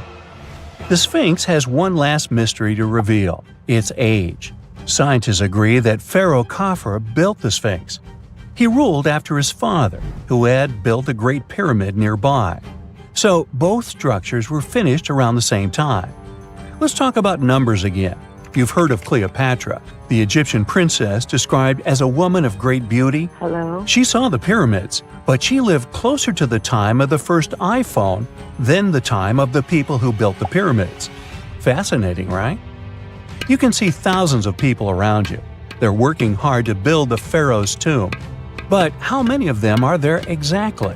One Greek philosopher estimated there were as many as 100,000 workers. Seems like an okay number for such an enormous structure, but it can't be true. Science simply can't back up this number. Egyptologists put the total number of workers at 30,000. And yes, Indiana Jones was one of them, at least on the big screen, but he showed up late. Egyptologists know a lot about the pyramids, but not everything. Not because they don't want to, but because they haven't yet dug up enough evidence. They can only guess how the building process went. First, engineers would arrive to choose the right spot and do the necessary measurements. That's why they needed all that complicated math. Then, it's time for sourcing the material, the large stone blocks I mentioned earlier. When boats deliver them to the site of the future pyramid, workers can finally do their thing. They operated in smaller groups, but there were at least 2,000 of them chiseling and carving away at any given time. Sounds like a typical construction site today? Well, that's because it is, just thousands of years ago. It's amazing what ancient Egyptians were able to achieve with just copper and stone tools. The pyramid is now complete in front of you. But is it the same pyramid we see today? Why is this structure shining bright in the desert sun? Isn't it supposed to be a dusty yellow color? Well, no. Human activity and the elements have completely stripped the outer layer of stones over time. Expert craftspeople polished these blocks using nothing but stone and sand. The end result was a smooth and shiny rock. On the day it was completed, the Great Pyramid of Giza was a perfect triangle of light. Its polished sides acted like giant mirrors, reflecting the powerful Egyptian sun. This is the point where you should put your glasses on, and that shiny thing you see at the pyramid's very top is actually gold. The capstone at the top of the pyramid is called a pyramidion. It was covered in sheets of gold. As you can guess, these were the first stones to disappear. Let's make another stop before we get you back to your classroom. We travel to the British Isles, and no, Stonehenge isn't our destination. It is Newgrange in County Meath. Scientists estimate that the ancient peoples of Ireland built this stone monument around the year 3200 BCE. This makes it older than both Stonehenge and the Great Pyramid in Giza. The function of the circular mound in Newgrange is the same as the one of the Great Pyramid and equally mysterious. The estimated amount of loose stone present in the valley is over 220,000 tons. And it's not just randomly thrown on a pile. The order in which the stones are set makes the structure water-resistant. That would explain how Newgrange had survived for so long. Kinda makes you want to splash out the cash for that waterproof phone case, huh? Well, you're back in your school desk, but today's math lecture is the last thing on your mind. You're thinking about how great the Egyptian pyramids are, and if we have something similar today. It turns out modern engineers are just as impressed with the Great Pyramid as you are. There's a glass pyramid sitting in the main courtyard of the famous Louvre Museum in Paris. The panorama of San Francisco wouldn't be complete without the 48-story Transamerica Pyramid. But Las Vegas went the furthest. There we find the Luxor Hotel. It's so big that it's the third largest pyramid on the planet. And guess what's in front of it? Yup, a replica of the Sphinx. It's 110 feet tall, 2 stories higher than the one in Giza. Yeah, everything's bigger in Vegas. They were digging a well when they hit something that made them stop mid-swing. Their shovels struck stone, and as they cleared the dirt away, the farmers saw blocks, lined up like bricks in a fortress wall. It happened in Texas in 1852. But to this day, there's no single explanation for something that looks like a secret buried city beneath quiet streets and front lawns. The diggers who found the well said that the structure stretched for miles. In some places, it dropped dozens of feet below the surface. The stones looked strangely orderly, almost like someone had stacked them. and in certain places the shapes even formed arches. Other sections looked like windows or steps climbing upward. Before long, people started calling it the Great Wall of Texas. And the story spread quickly. Farmers, builders, and curious locals all grabbed shovels and started digging around, hoping to figure out what it really was. And that's when they noticed that the blocks seemed separated by seams that looked suspiciously like mortar. It was really hard to believe that nature could stack limestone into right angles and parallel lines like this. Then, things got even stranger. In 1886, a local newspaper wrote about a massive petrified skull found near the wall. They also mentioned underground chambers, lost rooms beneath Texas soil, and relics of something powerful and old. And then, almost as quickly as it appeared, the story vanished from print. There were no follow-up articles, no skull preserved in a museum, no official investigation that anyone could point to. It was as if the story had quietly slipped out of existence. People got even more intrigued and wanted to know if someone had suppressed all the info about the find on purpose. Someone suggested that some powerful institutions had quietly removed artifacts. Over time, theories piled up. Lost civilizations, ancient giants, even a North American counterpart to the Great Pyramid. But then, modern science stepped in with drilling rigs. Geologists drilled deep into the formation and pulled out samples of the rock. Then, they ran paleomagnetic tests.